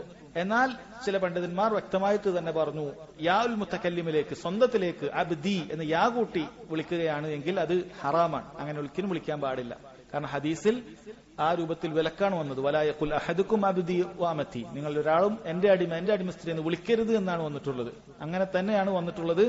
അതിൽ നിന്നും തെറ്റിക്കുന്ന കറാഹത്താണെന്ന് അറിയിക്കുന്ന മറ്റ് അനുവദനീയമായ രംഗങ്ങളൊന്നും ഈ വിഷയത്തിൽ വന്നിട്ടില്ല. അതുകൊണ്ട് അത് ഹറാമാണ് എന്നത് തന്നെ മനസ്സിലാക്കണം. എന്നാൽ അബ്ദ് ഇന്ന ഇതിലേക്ക് ചേർത്തിയിട്ടാണെങ്കിലോ അത് പറയാവുന്നതാണ്. ഇബാദ് എന്ന രൂപത്തിലേക്ക് അബ്ദി എന്നല്ലാതെ മറ്റു രൂപത്തിൽ അത് ചേർത്തി പറയുകയാണ് എങ്കിൽ അത് അനുവദനീയമാണ് എന്നാണ് പണ്ഡിതന്മാർ ഈ വിഷയത്തിൽ പറഞ്ഞിട്ടുള്ളത്. അതിനുശേഷം അധ്യായം സഹോദരങ്ങളെ, ബാബുൻ ലാ യുറദ്ദു മൻ സഅല ബില്ലാഹ്, അള്ളാഹുവിനെ കൊണ്ട് ചോദിച്ചവന്റെ ചോദ്യം തള്ളപ്പെടാൻ പാടില്ല, അത് തട്ടിക്കളയാൻ പാടില്ല എന്നറിയിക്കുന്ന അധ്യായമാണ്. എന്താണ് ഈ അധ്യായത്തിൽ കൊടുത്തിട്ടുള്ള ഹദീസ്? അൻ ഇബ്നു ഉമർ റളിയല്ലാഹു അൻഹുമാ ഖാൽ ഖാല റസൂലുള്ളാഹി സ്വല്ലല്ലാഹു അലൈഹി വസല്ലം മൻ ഇസ്തആദ ബില്ലാഹ് ഫഅഈദു, ആരെങ്കിലും അള്ളാഹുവിനെ കൊണ്ട് രക്ഷ തേടിയാൽ അവന് നീ രക്ഷ നൽകണം എന്നാണ് ഒന്നാമത്തെ കാര്യം പറഞ്ഞിട്ടുള്ളത്. അപ്പൊ അള്ളാഹു സുബ്ഹാനഹു വ തആലയുടെ പേരിൽ ഒരാൾ രക്ഷ തേടും, നീ അള്ളാഹുവിന്റെ പേരിൽ എനിക്ക് രക്ഷ നൽകണം എന്ന് പറഞ്ഞ ഒരാൾ ചോദിച്ചു കഴിഞ്ഞാൽ അയാൾക്ക് രക്ഷ നൽകണമെന്നാണ്. ഒരാൾ പറയാണ് മറ്റൊരാളോട്, നിന്റെ ഷർറിൽ നിന്നും ഞാൻ അള്ളാഹുവിനോട് രക്ഷ ചോദിക്കുന്നു, അള്ളാഹുവിന്റെ പേരിൽ ഞാൻ രക്ഷ ചോദിക്കുന്നു നിന്റെ ഷർറിൽ നിന്ന് പറഞ്ഞാൽ ഇയാൾ എന്ത് ചെയ്യാൻ പാടില്ല, ഒരു ഉപദ്രവിക്കാൻ പാടില്ല. അല്ലെങ്കിൽ വേറൊരാളുടെ ഷർറിൽ നിന്ന് ഞാൻ അള്ളാഹുവിന്റെ പേരിൽ നിന്നോട് രക്ഷ ചോദിക്കുന്നു എന്ന് പറഞ്ഞാൽ അയാളെ സഹായിക്കണം. ഫഈദൂ, അവന് രക്ഷ നൽകണം എന്നുള്ളതാണ്. അപ്പൊ അല്ലാഹു സുബ്ഹാനഹു വ തആലയുടെ നാമം പറഞ്ഞുകൊണ്ട് ഒരാൾ രക്ഷ ചോദിക്കുമ്പോൾ നമ്മൾ അത് ഗൗനിക്കാതെ നിൽക്കാൻ പാടില്ല എന്നാണ് ഇവിടെ പറഞ്ഞിട്ടുള്ളത്. അങ്ങനെ ഗൗനിക്കാതിരിക്കാൻ പാടില്ല. ആ ചോദിക്കുന്ന റബ്ബിന്റെ പേരിലാണ് അവൻ ചോദിച്ചത്. അല്ലാഹു സുബ്ഹാനഹു വ തആലയുടെ പേരിലാണ് രക്ഷ ചോദിച്ചത്. അത് പരിഗണിച്ചിട്ട് എന്ത് ചെയ്യേണ്ടതുണ്ട്? അവനെ രക്ഷ നൽകേണ്ടതുണ്ട് എന്നാണ്. എന്നാൽ ഇതിനൊരു നിബന്ധനയുണ്ട് എന്ന് പണ്ഡിതന്മാർ പറഞ്ഞിട്ടുണ്ട്. അത് അങ്ങനെ നമുക്ക് ഒഴിവാക്കി കൊടുക്കാൻ പറ്റുന്ന, രക്ഷ കൊടുക്കാൻ പറ്റുന്ന വിഷയത്തിലായിരിക്കണം. അഥവാ അവൻ ചിലപ്പോൾ ചില ഹറാമുകൾക്ക് വേണ്ടി ഇങ്ങനെ ചോദിച്ചു കഴിഞ്ഞാൽ അത് പാടില്ല. ഒരാൾ പറയുകയാണ്, ഔദു ബില്ലാഹി മിൻ അൻ തംനഅനി മിനൽ ഗീബ, നീ എന്നെ ഗീബത്തിൽ നിന്നും തടയുന്നതിൽ നിന്നും ഞാൻ അള്ളാഹുവിന്റെ പേരിൽ നിന്നോട് രക്ഷ ചോദിക്കുന്നു എന്ന് പറഞ്ഞു കഴിഞ്ഞാൽ ഞാൻ തടയാതിരിക്കുക എന്നുള്ളതല്ല, തടയണം. അല്ലെങ്കിൽ ആ രൂപത്തിൽ എന്തെങ്കിലും ഒരു ദുൽമ ഇവൻ ചെയ്യുന്നത് അത് നീ എന്നെ തടയുന്നതിൽ നിന്നും ഞാൻ അള്ളാഹുവിന്റെ പേരിൽ നിന്നോട് രക്ഷ ചോദിക്കുന്നു എന്ന് പറഞ്ഞാൽ നമ്മൾ അത് വിട്ടുകൊടുക്കാൻ പാടില്ല. അതുപോലെ തന്നെ പണ്ഡിതന്മാർ പറഞ്ഞാണ്, ഒരു മോഷ്ടാവ് അയാൾ കൈ ഛേദിക്കാൻ പോകുന്ന സമയത്ത്, ഖിസാസ് നടപ്പാക്കാൻ പോകുന്ന സമയത്ത് അയാൾ ഖാളിയോട് പറയുകയാണ്, ഹാക്കിമിനോട് പറയുകയാണ്, അള്ളാഹുവിന്റെ പേരിൽ ഞാനിതാ രക്ഷ ചോദിക്കുന്നു, നിങ്ങൾ ഈ കൈ മുറിക്കുന്നതിൽ നിന്നും എന്നെ രക്ഷപ്പെടുത്തണം എന്ന് പറഞ്ഞാൽ അത് കേൾക്കേണ്ടതില്ല. അത് കേൾക്കേണ്ടതില്ല. കാരണം അള്ളാഹു സുബ്ഹാനഹു വ തആലയുടെ നിയമമാണ് മോഷ്ടിച്ച ആണും പെണ്ണും അത് അവന്റെ കൈ ഛേദിക്കപ്പെടുമെന്നുള്ളത് അള്ളാഹുവിന്റെ നിയമമാണ്. അപ്പോൾ ജായിസായ കാര്യത്തിന് മാത്രമാണ് ഇവിടെ പറഞ്ഞിട്ടുള്ളത്. അനുവദനീയമായ ഒരു കാര്യം ഇവൻ ചോദിച്ചു കഴിഞ്ഞാൽ അവൻ വെറുതെ ചോദിക്കുന്നത് പോലെ ആകരുത് എന്ന്. വെറുതെ ഒരാൾ വന്ന് രക്ഷ ചോദിക്കുന്നത് പോലെയല്ല. അള്ളാഹിന്റെ പേരിൽ ഒരാൾ രക്ഷ ചോദിച്ചു കഴിഞ്ഞാൽ അതിന്റെ റബ്ബിന്റെ പേരിനോടുള്ള, അള്ളാഹുവിനെ കുറിച്ച് പറഞ്ഞതിനോടുള്ള ആ ഒരു പ്രാധാന്യം കണക്കിലെടുത്തുകൊണ്ട് നമ്മൾ അതിനെ ഗൗനിക്കണം. ഇതാണ് പറഞ്ഞിട്ടുള്ളത്. രണ്ടാമത്തെ കാര്യം, വമൻ സഅല ബില്ലാഹ് ഫഅതു, ആരെങ്കിലും അള്ളാഹുവിന്റെ പേരിൽ ഒരു കാര്യം ചോദിച്ചു കഴിഞ്ഞാൽ അത് നീ നൽകണം എന്നാണ് നബി സല്ലല്ലാഹു അലൈഹി വസല്ലം പറഞ്ഞിട്ടുള്ളത്. അപ്പോൾ ആ ചോദ്യവും വ്യത്യസ്തമാണ്. ഒരാൾ വാജിബായ, അയാൾക്ക് കിട്ടേണ്ട നിർബന്ധമായ ഒരു അവകാശത്തെ കുറിച്ചിട്ടാണ് അള്ളാഹുവിന്റെ പേരിൽ ചോദിച്ചത് എങ്കിൽ നമുക്ക് രണ്ട് നിർബന്ധമായി. ഉദാഹരണത്തിന് ഒരാൾ മറ്റൊരാൾക്കൊരു കടം കൊടുത്തിട്ടുണ്ട്. അപ്പൊ കടം ബാധ്യതയുള്ള വ്യക്തി, കടം കൊടുക്കേണ്ട വ്യക്തി മറ്റേയാളോട്, ബാധ്യതയുള്ള വ്യക്തിയോട് കടം നൽകിയ ആള് അതിന്റെ സമയമായപ്പോ ചോദിച്ചു, നീ അന്ന് നൽകിയ 1,00,000 രൂപ, ഞാൻ നിനക്ക് അന്ന് നൽകിയ 1,00,000 രൂപ നീ തിരിച്ചു തരണം എന്ന് ചോദിക്കുകയാണെന്ന് വിചാരിക്കുക. അള്ളാഹുവിന്റെ പേരിൽ ഞാനിത് നിന്നോട് ചോദിക്കുന്നു എന്ന് പറഞ്ഞാൽ അവൻ രണ്ടു ബാധ്യതയായി. കാരണം കടത്തിന്റെ സമയമായ കൊടുക്കൽ എന്തായാലും ബാധ്യതയാണ്, നിർബന്ധ ബാധ്യതയാണ്. സമയമായാൽ കൊടുക്കൽ നിർബന്ധ ബാധ്യതയാണ്, അല്ലെങ്കിൽ കുറ്റക്കാരനാകും. കാരണം അയാൾ പറഞ്ഞ സമയമായിട്ടുണ്ട്. പിന്നെ മറ്റ് ഒഴുകഴിവ് പറയാൻ പാടില്ല, പ്രത്യേകിച്ച് എടുത്തു കൊടുക്കണം. അതോടൊപ്പം അയാൾ അല്ലാഹു സുബ്ഹാനഹു വ തആലയുടെ പേര് പറഞ്ഞുകൊണ്ടാണ് ചോദിക്കുന്നത് എങ്കിൽ അവൻ രണ്ടു ബാധ്യതയായി. റബ്ബിന്റെ പേര് വെച്ചിട്ടാണ് ചോദിച്ചത്, നിർബന്ധമായിട്ടും അവന് കൊടുക്കേണ്ടതുണ്ട് എന്നാണ്. ഒരു ഉപ്പ മകനോട് പറയാണ്, ഞാൻ അള്ളാഹുവിന്റെ പേരിൽ നീ എന്നോട് മോശമായി പെരുമാറുന്നതിനെ കുറിച്ച് പെരുമാറാതിരിക്കാൻ ഞാനിത് നിന്നോട് ചോദിക്കുകയാണ്, അല്ലെങ്കിൽ എന്നോട് നല്ല നിലയിൽ പെരുമാറണം എന്നുള്ളത് ഞാൻ അള്ളാഹുവിന്റെ പേരിൽ നിന്നോട് ചോദിക്കുകയാണ് എന്ന് പറഞ്ഞാൽ അവിടെ രണ്ട് നിർബന്ധമാണ്. ഉപ്പാനോട് നല്ല രീതിയിൽ പെരുമാറുക, ബിർറ് കാണിക്കുക എന്നുള്ളത് അവന് നിർബന്ധമാണ്. ഉപ്പ അള്ളാഹിന്റെ പേരിൽ കൂടി ചോദിച്ചു കഴിഞ്ഞാൽ അവൻ ഔജബായി, വാജിബ് ഔജബായി, നിർബന്ധം അതിനിർബന്ധമായ കാര്യമായി മാറുകയാണ്. രണ്ടാമത്തെ സഹോദരങ്ങളെ, ഒരു ഹറാമായ കാര്യമാണ് അള്ളാഹുവിന്റെ പേരിൽ ഒരാൾ ചോദിക്കുന്നതെങ്കിൽ അത് അറിയാവുന്നതാണ്, അത് അങ്ങനെ ചെയ്യാൻ പാടില്ല. അള്ളാഹിന്റെ പേരിനോട് ചോദിക്കുക എന്നുള്ളത് കൊണ്ട് അത് കൊടുക്കാൻ പാടില്ല. അള്ളാഹിന്റെ പേരിൽ ഞാൻ എന്നൊരു സിഗരറ്റ് ഒരാൾ ചോദിക്കുകയാണെങ്കിൽ അള്ളാഹിന്റെ പേരിൽ ഞാൻ ചോദിക്കുന്നു പറഞ്ഞ സഹോദരങ്ങൾ, അവൻ സാധാരണ ചോദിക്കുന്നതിനേക്കാളും ഇരട്ടി കുറ്റം ഈ ചോദിക്കുന്നവരുണ്ട്. കാരണം ഒരു ഹറാം ഒരാൾ മറ്റൊരാൾ ചോദിച്ചാൽ തന്നെ കുറ്റമാണ്. അള്ളാഹുവിന്റെ പേര് കൂടി അവൻ പറഞ്ഞാൽ അള്ളാഹുവിന്റെ പേര് ബഹുമാനിക്കാതെ അത് ഉപയോഗിച്ചു എന്നുള്ളതിന്റെ അടിസ്ഥാനത്തിൽ അവന് കൂടുതൽ കുറ്റം കിട്ടും. ചോദിക്കപ്പെട്ടവൻ അത് കൊടുക്കാനും പാടില്ല. മൂന്നാമത്തെ ചോദ്യം സഹോദരങ്ങളെ, ഒരാൾക്ക് ആ ചോദിക്കപ്പെട്ട വസ്തു നൽകുമ്പോൾ വലിയ പ്രയാസമുണ്ടാകുന്ന കാര്യമാണെങ്കിൽ അവൻ കൊടുക്കേണ്ടതില്ല എന്നാണ്. ഉദാഹരണത്തിന് ഒരു വ്യക്തിയുടെ കയ്യിൽ അത്യാവശ്യം പണമുണ്ട്. ഈ പണമാണെങ്കിൽ അയാൾക്ക് ഒരു രോഗിക്ക് വേണ്ടി, തന്റെ ഉപ്പാക്ക് വേണ്ടിയിട്ടോ അല്ലെങ്കിൽ കുടുംബത്തിലൊരാൾക്കോ വേണ്ടി ചെലവഴിക്കേണ്ട ഒരു പണം. അപ്പൊ ഒരാൾ വന്നിട്ട് ഇത് കണ്ടപ്പോൾ ചോദിച്ചത്, അള്ളാഹിന്റെ പേരിൽ ഞാൻ നിന്റെ പോക്കറ്റിലുള്ള പണം ചോദിച്ചിരിക്കുന്നു എന്ന് പറഞ്ഞു കഴിഞ്ഞാൽ ഈ ഹദീസ് പ്രകാരം ഫഅതു, അവന് കൊടുക്കണം എന്നർത്ഥമാക്കുന്നില്ല എന്നാണ് പണ്ഡിതന്മാർ പറയുന്നത്. കാരണം ഇത് ഇയാൾക്ക് കൊടുത്തു കഴിഞ്ഞാൽ ഇവർ ചികിത്സക്ക് വേണ്ട പണം ഇല്ലാതായി പോകും. ചികിത്സക്ക് വേണ്ട പണം ഇല്ലാതായി പോകും. അപ്പോൾ ആ നിലക്ക് അത് കൊടുക്കേണ്ടതില്ല. നിനക്കൊരു വലിയൊരു മശക്കത്ത് ഉണ്ടാകുക എന്നുള്ളത് ശരീഅത്ത് ഒരിക്കലും അനുവദിക്കുന്ന കാര്യമല്ല. നിനക്ക് തന്നെ വലിയ പ്രയാസം ഉണ്ടാക്കിയിട്ട് മറ്റൊരാളെ സഹായിക്കാന്നല്ല. ചില ആളുകൾ അങ്ങനെ വിവരമില്ലാത്ത പണി ചെയ്യും. സ്വന്തം ഭാര്യയ്ക്ക് ചെലവിന് കൊടുക്കാനുണ്ടാവില്ല, അല്ലെങ്കിൽ ഉപ്പാക്കും ഉമ്മാക്കും കൊടുക്കാനുണ്ടാവില്ല. എന്നിട്ട് വേറെ ആരെങ്കിലും ചോദിച്ചാൽ എടുത്തു കൊടുത്തിട്ട് ഇവരോടൊന്നും പരമായി പെരുമാറുക എന്നുള്ളത് അതൊരിക്കലും ശറഅ് പറഞ്ഞ കാര്യമല്ല. അയാൾ ചോദിച്ചുകൊണ്ട് ഞാൻ കൊടുത്തു, ഇനിയിപ്പോ ഒന്നുമില്ലാതെ പോകുക എന്നുള്ളതല്ല. ഇത്ര വലിയൊരു മശക്കത്തിലേക്ക് നിന്നെ തള്ളിവിടുന്നതാണ് എങ്കിൽ ആ ചോദ്യത്തിന് നീ ഉത്തരം കൊടുക്കേണ്ടതില്ല. അതിനർത്ഥം അവനെ ആട്ടി അകറ്റുക എന്നുള്ളതല്ല. അവനോട് കാര്യം പറയുക, എനിക്ക് ഈ ഒരു പണമേ ഉള്ളൂ, ഇത് ഇന്ന് ആവശ്യത്തിന് വേണ്ടിയിട്ടാണ് എന്ന് പറഞ്ഞ് അവനെ ആട്ടാതെ മനസ്സിലാക്കി തിരിച്ചുവിടുക എന്നുള്ളതാണ്. അതായത് ഇവൻ ആ ബാധ്യത വരുന്നില്ല, ഈ ഹദീസ് പ്രകാരം ആ ബാധ്യത വരുന്നില്ല എന്നാണ് പണ്ഡിതന്മാർ വിശദീകരിച്ചത്. നാലാമത്തതും ഇതുപോലെ തന്നെയാണ്. പരിധി വിട്ടൊരു ചോദ്യമാണ് ഈ ചോദിച്ചവൻ ചോദിച്ചത് എങ്കിൽ അത് വലിയൊരു കാര്യമാണ് ചോദിച്ചത്, ചെറിയ നിസ്സാര കാര്യമൊന്നല്ല, അങ്ങനത്തെ വലിയൊരു കാര്യമാണ് ഒരാൾ ചോദിച്ചത് എങ്കിൽ അവിടെ അങ്ങനെ തന്നെയാണ്. ഷെയ്ഖ് സുലൈമാൻ റുഹൈലി ഹഫളഹുല്ലാഹ് അത് വിശദീകരിക്കുന്ന സമയത്ത് പറയാം, ഒരാളുടെ കയ്യിൽ 2 കാറുണ്ട്, മറ്റൊരാൾ വന്ന് ചോദിക്കുകയാണ് ഇത് അള്ളാന്റെ പേരിൽ ഞാൻ മറ്റേ ഒരു കാർ ഞാൻ ചോദിക്കുന്നു എന്ന് പറഞ്ഞാൽ ആ കാർ എടുത്ത് കൊടുക്കണം എന്നില്ല.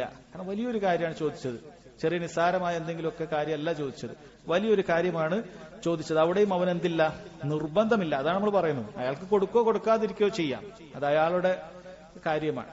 അയാൾക്ക് കൊടുക്കുകയോ കൊടുക്കാതിരിക്കുകയോ ചെയ്യാം. ഒരാൾ വന്ന് ചോദിച്ചാൽ അയാൾക്ക് വേണം ഈ കാർ നീ എടുത്തോ എന്ന് പറയാം അയാൾക്ക്. പക്ഷേ ഈ ഹദീസ് പ്രകാരം ഈ ഒരു കൽപ്പന അതിലേക്ക് വരുന്നില്ല. കാരണം അത് മനുഷ്യന് വലിയൊരു ഇതൊരു പരിധി വിട്ട ചോദ്യമാണെന്നാണ്. അപ്പൊ അത് ചില ആളുകൾ ചോദിക്കുന്ന സമയത്ത് മര്യാദ ഉണ്ടാകേണ്ട കാര്യമാണ്. മറ്റൊരാളോട് ചോദിക്കുക എന്നുള്ളത് തന്നെ അത് അങ്ങേയറ്റം ആവശ്യക്കാർക്ക് മാത്രമേ ചോദിക്കാൻ പാടുള്ളൂ.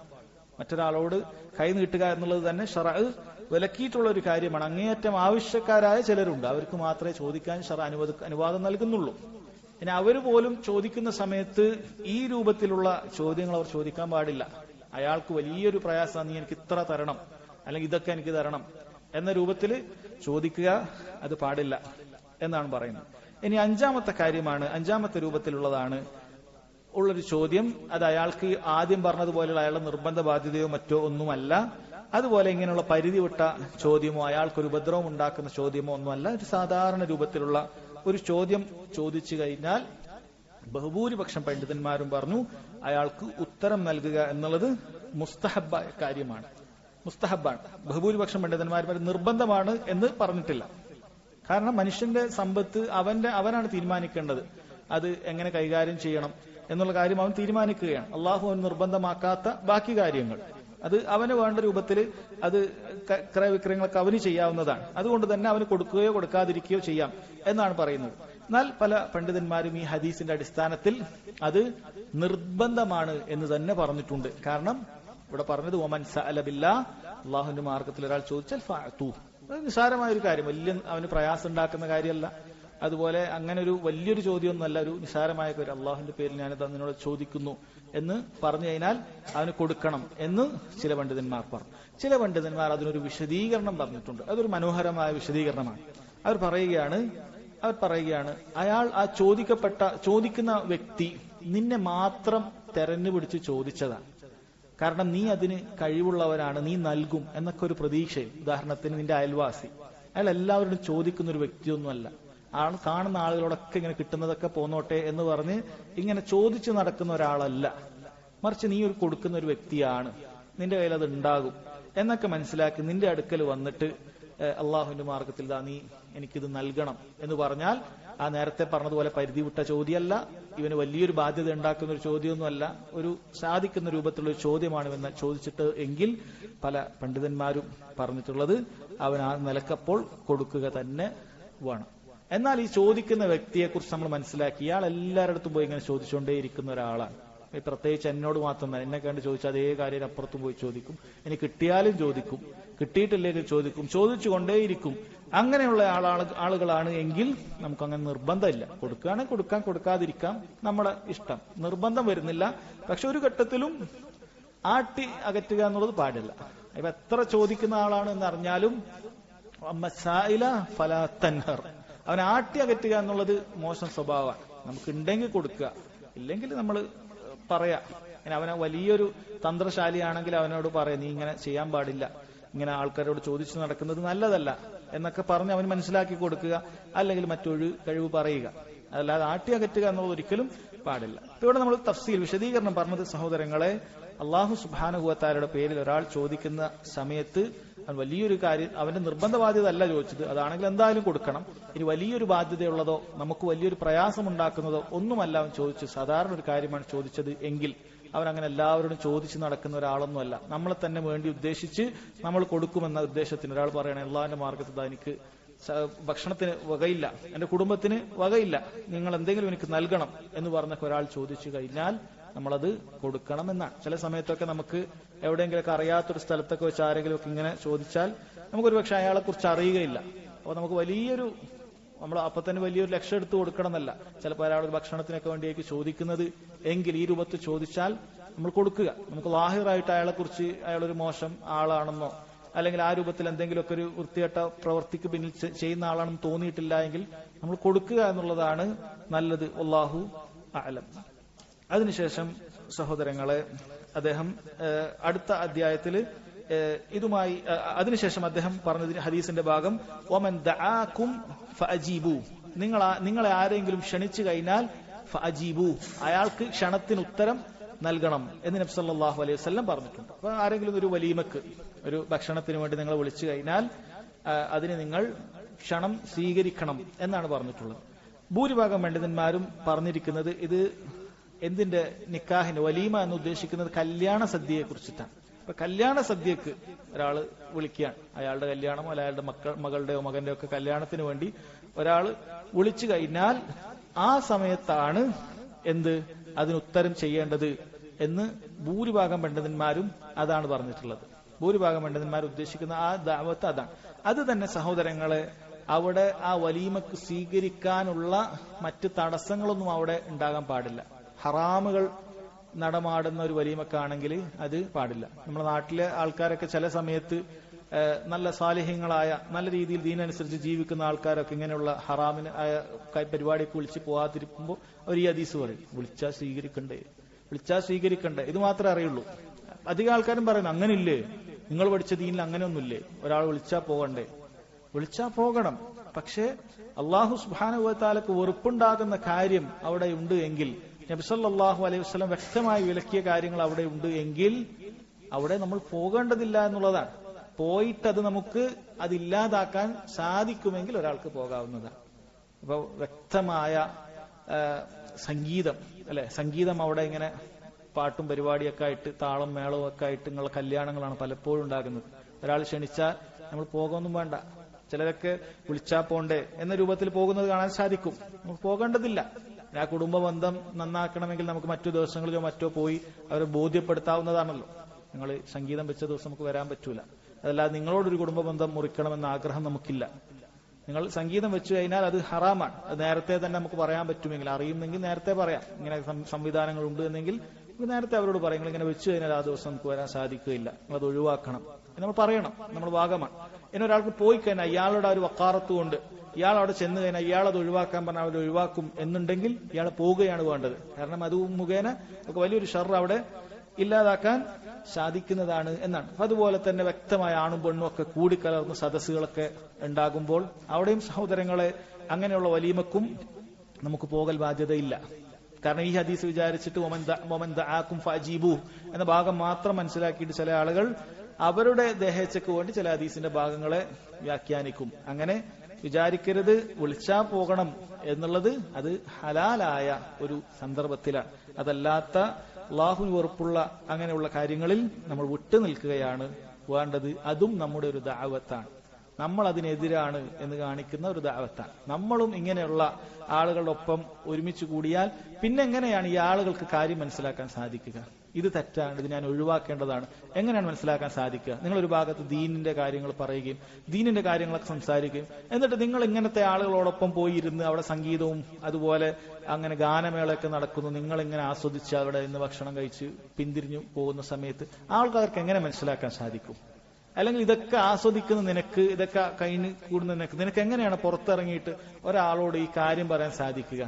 കാരണം ബുദ്ധിയുള്ള ആളുകൾ ചോദിക്കും, നീയല്ലേ ഇപ്പൊ അവിടെ ഉണ്ടായിരുന്നത് എന്ന് ആളുകൾ ചോദിക്കുന്നതായിരിക്കും. അതുകൊണ്ട് അത് വ്യക്തമായിട്ട് നമ്മൾ അത്തരം കാര്യങ്ങളിൽ മനസ്സിലാക്കുക. വമൻ ദആകും ഫഅജീബു എന്ന് പറഞ്ഞാൽ അവിടെ ഉത്തരം നൽകാനുള്ള മറ്റ് തടസ്സങ്ങളില്ലെങ്കിൽ ആണ് എന്ന് മനസ്സിലാക്കുക. അതുപോലെ തന്നെ അത് നിർബന്ധമാകുമെന്ന് പറഞ്ഞ പണ്ഡിതന്മാർ അത് വലീമത്തുൽ അർസാൻ, അതായത് വിവാഹ സദ്യയാണ്. അതല്ലാത്തതിന് അത് നിർബന്ധമാകുന്നില്ല. ഇനി വിവാഹ സദ്യ ആണെങ്കിൽ തന്നെ യാത്ര ചെയ്തു പോയി വലിയ പ്രയാസമുണ്ടാകുന്ന ഒരു സ്ഥലത്തേക്കാണ് എങ്കിൽ അവിടെയും നിർബന്ധമാകുന്നില്ല. ഇവിടുന്ന് ഒരാൾ എറണാകുളത്തേക്ക് കല്യാണത്തിന് വിളിച്ചാൽ നമുക്കത് നിർബന്ധമാകുന്നില്ല. കാരണം യാത്ര ചെയ്ത് പോകണ്ടാണ്. തിരുവനന്തപുരത്തേക്ക് വിളിച്ച അല്ലെങ്കിൽ വേറെ ഏതെങ്കിലും സ്ഥലത്തേക്ക് ദുബായിലേക്ക് വിളിച്ചാൽ നമുക്കത് നിർബന്ധമാകുന്ന കാര്യമല്ല. കാരണം നമ്മൾ ഇവിടുന്ന് യാത്ര ചെയ്ത് പോകാൻ പ്രയാസമുള്ള കാര്യമാണ്. അപ്പൊ അത് നിർബന്ധമാകുന്നില്ല. പറഞ്ഞത് വമൻ സനഅ ഇലൈക്കും മഅറൂഫൻ ഫകാഫിഊഹ്, ആരെങ്കിലും നിങ്ങൾക്കൊരു നന്മ ചെയ്തു തന്നാൽ അവന് പ്രത്യുപകാരം നൽകുക എന്നാണ് പറഞ്ഞിട്ടുള്ളത്. എന്ത് നന്മയാകട്ടെ, ഒരാൾ നമുക്കൊരു നന്മ ചെയ്തു തന്നാൽ, സാമ്പത്തികമായോ ശാരീരികമായോ അയാളെ കൊണ്ട് പറ്റുന്ന ഒരു നന്മ നമുക്ക് ചെയ്തു തന്നു കഴിഞ്ഞാൽ അതിന് ഫകാഫിഊഹു, അതുപോലെ നിങ്ങൾ പകരം നൽകുക എന്നാണ് നബി സല്ലല്ലാഹു അലൈഹി വസല്ലം പറഞ്ഞിട്ടുള്ളത്. ഒരാൾ ഒരു ഹദിയ നൽകി, അപ്പോൾ നമ്മൾ എന്ത് ചെയ്യുക, നമ്മളും ആ രൂപത്തിൽ സാധിക്കുന്ന ഒരു സമയത്ത് മറ്റൊരു ഘട്ടത്തിൽ നമ്മൾക്ക് അയാൾക്കൊരു ഹദിയ കൊടുക്കുക. ഒരാളൊരു വിഷയത്തിൽ നമ്മളെ സഹായിച്ചു, സമാനമായ സന്ദർഭം അയാൾക്ക് ഉണ്ടാകുന്ന സമയത്ത് നമ്മളും അയാളെ സഹായിക്കാൻ വേണ്ടി പരിശ്രമിക്കുക. അതായത് നമുക്ക് കിട്ടിയ ഉപകാരങ്ങൾ മറന്നുപോകാതിരിക്കുക. ഇത് അടിമകളോട് ഇങ്ങനെ കാണിക്കുന്ന നന്ദി എന്ന് പറയുന്നത് അല്ലാഹു സുബ്ഹാനഹു വ തആലയോട് കാണിക്കുന്ന നന്ദിയുടെ ഭാഗമാണ്. ലാ യശ്കുറുല്ലാഹ് മൻ ലാ യശ്കുറുന്നാസ്, ജനങ്ങളോട് നന്ദി കാണിക്കാത്തവൻ അള്ളാഹുവിനോട് നന്ദി കാണിച്ചിട്ടില്ല എന്നാണ്. ഒരാൾ നമുക്ക് തന്ന അൽഹംദുലില്ലാഹ് എന്ന് നമ്മൾ പറയണം. അതോടുകൂടി നമ്മുടെ ബാധ്യത കഴിയുന്നില്ല. മറിച്ച് ആ നൽകിയ വ്യക്തിക്ക് വേണ്ടി എന്തെങ്കിലും നമുക്കും ചെയ്തു കൊടുക്കാൻ പറ്റുമോ എന്ന് നമ്മൾ ശ്രമിക്കണം. ഫകാഫിഊഹു എന്നാണ് നബി സല്ലല്ലാഹു അലൈഹി വസല്ലം പറഞ്ഞത്. ഫഇൻ ലം തജിദൂ മാ തുകാഫിഊനഹു, ചില സമയത്ത് കിട്ടിയ വ്യക്തി ദുർബലനായിരിക്കും, അയാൾക്ക് ഈ തന്നതുപോലെ ഒന്നും പകരം കൊടുക്കാൻ സാധിക്കുകയില്ല എങ്കിൽ ഫദ്ഉ ലഹു ഹത്താ തറൗ അന്നകും ഖദ് കാഫഅതുമൂ, അവന് നീ മതിയാവുവോളം എന്തെങ്കിലുമൊക്കെ പകരം നൽകി എന്ന് തോന്നുമാറ് നീ അയാൾക്ക് വേണ്ടി ദുആ ചെയ്തുകൊണ്ടേയിരിക്കുക. ഇതെല്ലാവർക്കും സാധിക്കുന്ന കാര്യമാണല്ലോ. വലിയൊരു ധനികൻ ഒരു പാവപ്പെട്ടവന് വേണ്ടി എന്തെങ്കിലുമൊക്കെ കൊടുത്തു, ചിലപ്പോൾ വലിയൊരു വീട് വെച്ചു കൊടുത്തിട്ടുണ്ടാവും, വലിയൊരു സമ്പത്തൊക്കെ നൽകിയിട്ടുണ്ടാകും. ഇയാൾക്ക് ഇതിന് പകരമായിട്ട് അയാൾക്ക് ചെയ്തു കൊടുക്കാൻ സാധിക്കുന്ന ഒരു വ്യക്തിയല്ല. അപ്പോൾ അയാൾക്ക് വേണ്ടി പ്രത്യേകം പേരെടുത്ത് റബ്ബ് സുബ്ഹാനഹു വ തആലയോട് പ്രാർത്ഥിച്ചുകൊണ്ടേയിരിക്കും. ഒരു തവണ രണ്ട് തവണ എന്നല്ല, എത്ര വരെ? ഹത്താ തറൗ അന്നകും ഖദ് കാഫഅതുമൂ, നീ അതിന് പ്രത്യുപകാരം, അതിന് പകരമായിട്ട് നീ നൽകി എന്ന് തോന്നുവോളം നീ ദുആ ചെയ്തുകൊണ്ടേയിരിക്കുക എന്നുള്ളത് നബി സല്ലല്ലാഹു അലൈഹി വസല്ലം പഠിപ്പിക്കുകയാണ്. യഥാർത്ഥത്തിൽ സഹോദരങ്ങളെ, ഇതിന് തൗഹീദുമായൊരു ബന്ധമുണ്ട് എന്ന കാര്യം നമ്മൾ മനസ്സിലാക്കേണ്ടതുണ്ട്. എന്താണ് തൗഹീദുമായിട്ടുള്ള ബന്ധം? ഒരാൾ നമുക്ക് എന്തെങ്കിലുമൊക്കെ ഒരു സാധനം നൽകി കഴിഞ്ഞാൽ, പ്രത്യേകിച്ച് നമ്മൾ ഇഷ്ടപ്പെടുന്ന ഒരു സാധനം, ഒരു വസ്തു നമുക്ക് നൽകി കഴിഞ്ഞാൽ സ്വാഭാവികമായും ഇയാളുടെ ഹൃദയം അയാളുമായിട്ടൊരു ബന്ധം, ഒരു തഅല്ലുഖ് ഉണ്ടാകാനുള്ള സാധ്യത ഉണ്ട്, അല്ലെ? പൊതുവെ ഉണ്ടാവാറുണ്ട്. വലിയ ധനികന്മാര് ഒരുപാട് സമ്പത്ത് ഇങ്ങനെ ഒരാൾക്ക് നൽകിക്കൊണ്ടേയിരിക്കുമ്പോൾ ആ സാധുവായ വ്യക്തിക്ക് അയാളോട് പ്രത്യേക ബന്ധം, അയാളിലേക്ക് കാര്യങ്ങൾ തിരിയുന്ന ഒരു രൂപം ഉണ്ടാകാനുള്ള സാധ്യതയുണ്ട്. അല്ലാഹു സുബ്ഹാനഹു വ തആലയുമായിട്ടുള്ള ബന്ധം ഒരുപക്ഷെ ദൗർബല്യം ഉണ്ടാകാനുള്ള ഒരു സാധ്യതയും അതുണ്ട്. എന്നാൽ തിരിച്ച് ഇയാൾ പകരം നൽകുക വഴി, അയാൾക്ക് തിരിച്ചും പകരം നൽകുക വഴി അയാൾ അത് ഈക്വലാക്കുകയാണ്. അത് ഭൗതികമായിട്ട് തന്നെ കൊടുക്കാൻ സാധിക്കുമെങ്കിൽ ആ രൂപത്തിൽ തന്നെ ഹദിയകളാണെങ്കിൽ തിരിച്ചും ഹദിയകൾ. അങ്ങനെ ചെയ്യുക വഴി രണ്ട് ഗുണമാണ്. ഇയാൾക്ക് അയാളോടുള്ള ഒരു പ്രത്യേകമായ ആ നിലക്കൊരു ബന്ധം, അതായത് അല്ലാഹു തആലയോടുണ്ടാകുന്നത് പോലെയുള്ള ഒരു ബന്ധത്തിന്റെ ഒരു അംശമായിരിക്കാം, അത് ഇല്ലാതായി തീരുന്നു. അതുപോലെ പകരം കൊടുക്കുക വഴി എന്ത് നൽകുകയാണ്? പരസ്പരം ഇവർക്ക് സ്നേഹമുണ്ടാകും. നബി സല്ലല്ലാഹു അലൈഹി വസല്ലം പറഞ്ഞതുപോലെ തഹാദ്ദു തഹാബ്ബു, നിങ്ങൾ പരസ്പരം ഹദിയ കൊടുക്കുക, അത് പരസ്പരം സ്നേഹമുണ്ടാക്കും എന്ന് പറഞ്ഞിട്ടുണ്ട്. അപ്പോൾ ആ നിലക്ക് തൗഹീദിനെ കൂടി സംരക്ഷിക്കുക, അല്ലെ? പലപ്പോഴും നമ്മൾ ചിന്തിക്കാത്തൊരു കാര്യമായിരിക്കും. അയാൾക്ക് അല്ലാഹു തആലയോടുള്ള മഹബ്ബത്ത് അത് അങ്ങനെ തന്നെ നിൽക്കും. ചില സമയത്ത് ഈ രൂപത്തിൽ ഭൗതികമായുള്ള സഹായങ്ങളൊക്കെ സ്വീകരിക്കുന്ന ആൾക്ക് ആ സഹായം നൽകുന്ന ആളെ കാണുമ്പോൾ എന്തോ ഒരു ഹൃദയത്തിൽ ആ നിലക്കൊരു ബന്ധം ഉണ്ടായേക്കും. അയാളെ ഇഷ്ടപ്പെടണ്ട എന്നുള്ളതല്ല, അയാളെ സ്നേഹിക്കണ്ട എന്നുള്ളതല്ല, മറിച്ച് അല്ലാഹു സുബ്ഹാനഹു വ തആലയോട് നമ്മൾ ബന്ധിപ്പിക്കേണ്ട രൂപത്തിൽ അടിമകളോട് ബന്ധിപ്പിക്കുക എന്നുള്ളത് പാടില്ലാത്ത കാര്യമാണ്. റബ്ബിലേക്കാണ് നമ്മുടെ കാര്യങ്ങൾ എപ്പോഴും തിരിയേണ്ടത്. അങ്ങനെ ഒരു ചെറിയൊരു ഭാഗം ഈ വ്യക്തികളോട് ഉണ്ടാകാനുള്ള സാധ്യത കൂടി ഈ രൂപത്തിൽ തിരിച്ചും അയാൾക്ക് ഇങ്ങനെ സഹായം ചെയ്തു കഴിഞ്ഞാൽ എന്ത് ചെയ്യാൻ സാധിക്കും? അത് ഇല്ലാതാക്കാൻ സാധിക്കും. പരസ്പരം അത് അങ്ങനെ ചെയ്യുക വഴി സ്നേഹമല്ലാതെ മറ്റൊന്നും വർദ്ധിക്കുകയുമില്ല. എന്ന് സാധിക്കാത്ത ആളുകൾക്ക് ദുആ ആവർത്തിച്ച് ചെയ്യുക എന്നുള്ള കാര്യം കൂടിയാണ് പറഞ്ഞിട്ടുള്ളത്. അടുത്ത അധ്യായം ചെറിയൊരു അധ്യായമാണ് ഇതുമായി ബന്ധപ്പെട്ടത്. ബാബുൻ ലാ യുസ്അലു ബിവജ്ഹില്ലാ ഇല്ലൽ ജന്ന. അല്ലാഹു സുബ്ഹാനഹു വ തആലയുടെ വജ്ഹ് കൊണ്ട് സ്വർഗമല്ലാതെ ചോദിക്കപ്പെടാൻ പാടില്ല എന്നാണ്. വജ്ഹ്, അള്ളാഹുവിന്റെ വജ്ഹ് എന്ന് പറഞ്ഞാൽ സഹോദരങ്ങളെ, അള്ളാഹു സുബ്ഹാനഹു വ തആലക്ക് യോജിക്കുന്ന രൂപത്തിലുള്ള അവന്റെ തിരുമുഖം എന്ന് തന്നെയാണ് അർത്ഥം. അതിന് മറ്റർത്ഥം നൽകുക എന്നുള്ളത് പാടില്ല. അള്ളാഹുവിന്റെ പ്രീതി എന്നോ മറ്റൊന്നുമല്ല. അള്ളാഹുവിന്റെ വജ്ഹ് എന്നുകൊണ്ട് ഉദ്ദേശിക്കുന്നത് അള്ളാഹു സുബ്ഹാനഹു വ തആലക്ക് യോജിക്കുന്ന രൂപത്തിലുള്ള അവന്റെ തിരുമുഖമാണ്. അതിന്റെ കെയ്ഫ് എങ്ങനെയാണ് എന്ന് നമുക്കറിയുകയില്ല. അള്ളാഹു സുബ്ഹാനഹു വ തആല എങ്ങനെയാണ് നമുക്കത് പറഞ്ഞു തന്നിട്ടില്ല. അള്ളാഹു യോജിക്കുന്ന രൂപത്തിൽ അത് അള്ളാഹു സുബ്ഹാനഹു വ തആലക്കുണ്ട്. അത് സ്വർഗത്തിൽ ഒരാൾക്ക് ലഭിക്കുന്ന ഏറ്റവും വലിയ അനുഭൂതിയാണ്.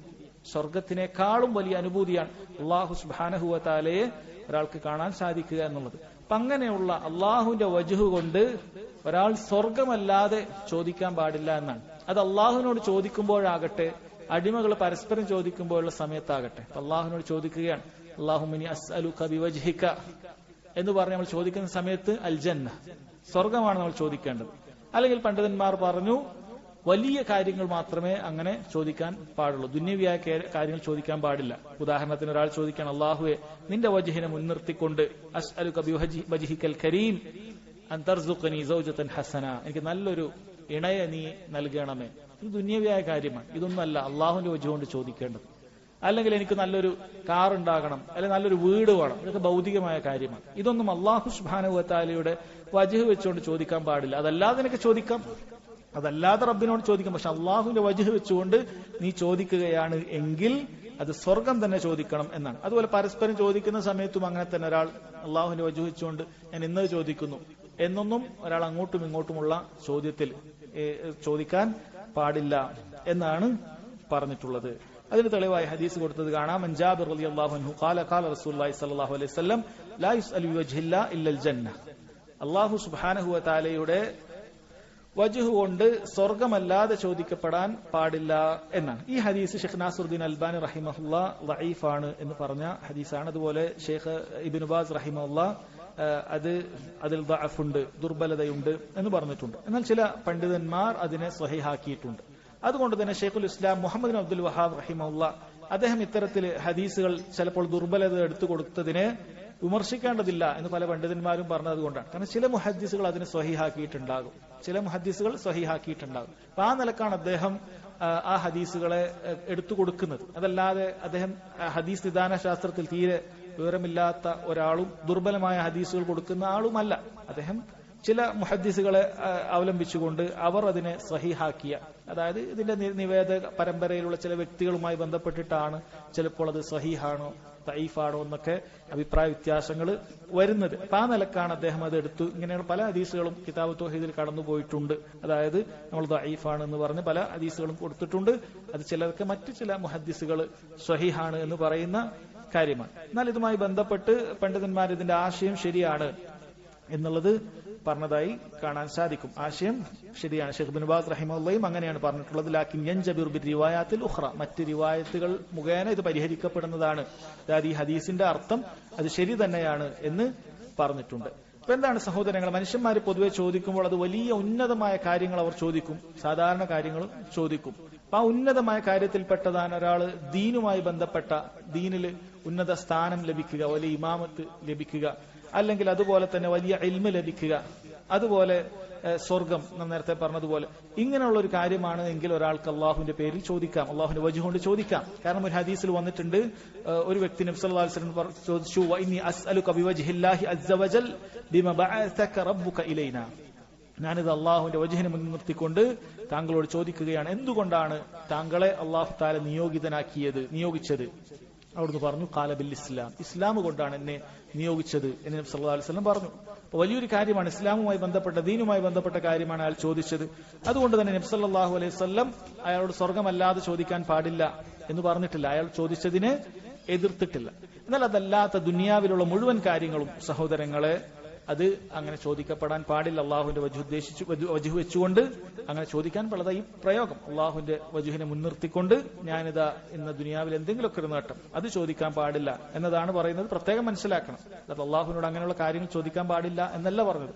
അള്ളാഹുവിന്റെ വജ്ഹ് ഉദ്ദേശിച്ചുകൊണ്ട്, വജ്ഹ് വെച്ചുകൊണ്ട് അല്ലാഹുമ്മ ഇന്നി അസ്അലുക ബിവജ്ഹിക എന്ന് പറഞ്ഞുകൊണ്ട് ചോദിക്കുന്ന കാര്യമാണ് പറയുന്നത് എന്ന് പ്രത്യേകം മനസ്സിലാക്കുക. അല്ലാഹു സുബ്ഹാനഹു വ തആലയുടെ വജ്ഹുണ്ട് എന്നുള്ളത് സ്ഥിരപ്പെടുന്നത് ഈ ഹദീസിൽ സ്ഥിരപ്പെടുന്നുണ്ട്. ധാരാളം ആയത്തുകളിലും ഹദീസുകളിലൊക്കെ സ്ഥിരപ്പെട്ടത് നമ്മൾ മനസ്സിലാക്കുകയും ചെയ്തിട്ടുണ്ട്. ഇൻഷാ അല്ലാഹ് ബാക്കി അധ്യായങ്ങൾ അടുത്ത ക്ലാസ്സിൽ മനസ്സിലാക്കാം. അല്ലാഹു സുബ്ഹാനഹു വ തആല കാര്യങ്ങൾ ശരിക്ക് മനസ്സിലാക്കാനും ഗ്രഹിക്കാനും അതനുസരിച്ച് ജീവിതത്തിൽ പ്രാവർത്തികമാക്കാനും തൗഫീഖ് ചെയ്യുമാറാകട്ടെ. വഹാദ വല്ലാഹു തആല അഅലം വസല്ലല്ലാഹു അലാ നബീന മുഹമ്മദ് വഅലാ ആലിഹി വസഹ്ബിഹി വസല്ലം. സുബ്ഹാനകല്ലാഹുമ്മ ബിഹംദിക അഷ്ഹദു അൻ ലാ ഇലാഹ ഇല്ലാ അൻത അസ്തഗ്ഫിറുക വഅതൂബു ഇലൈക്.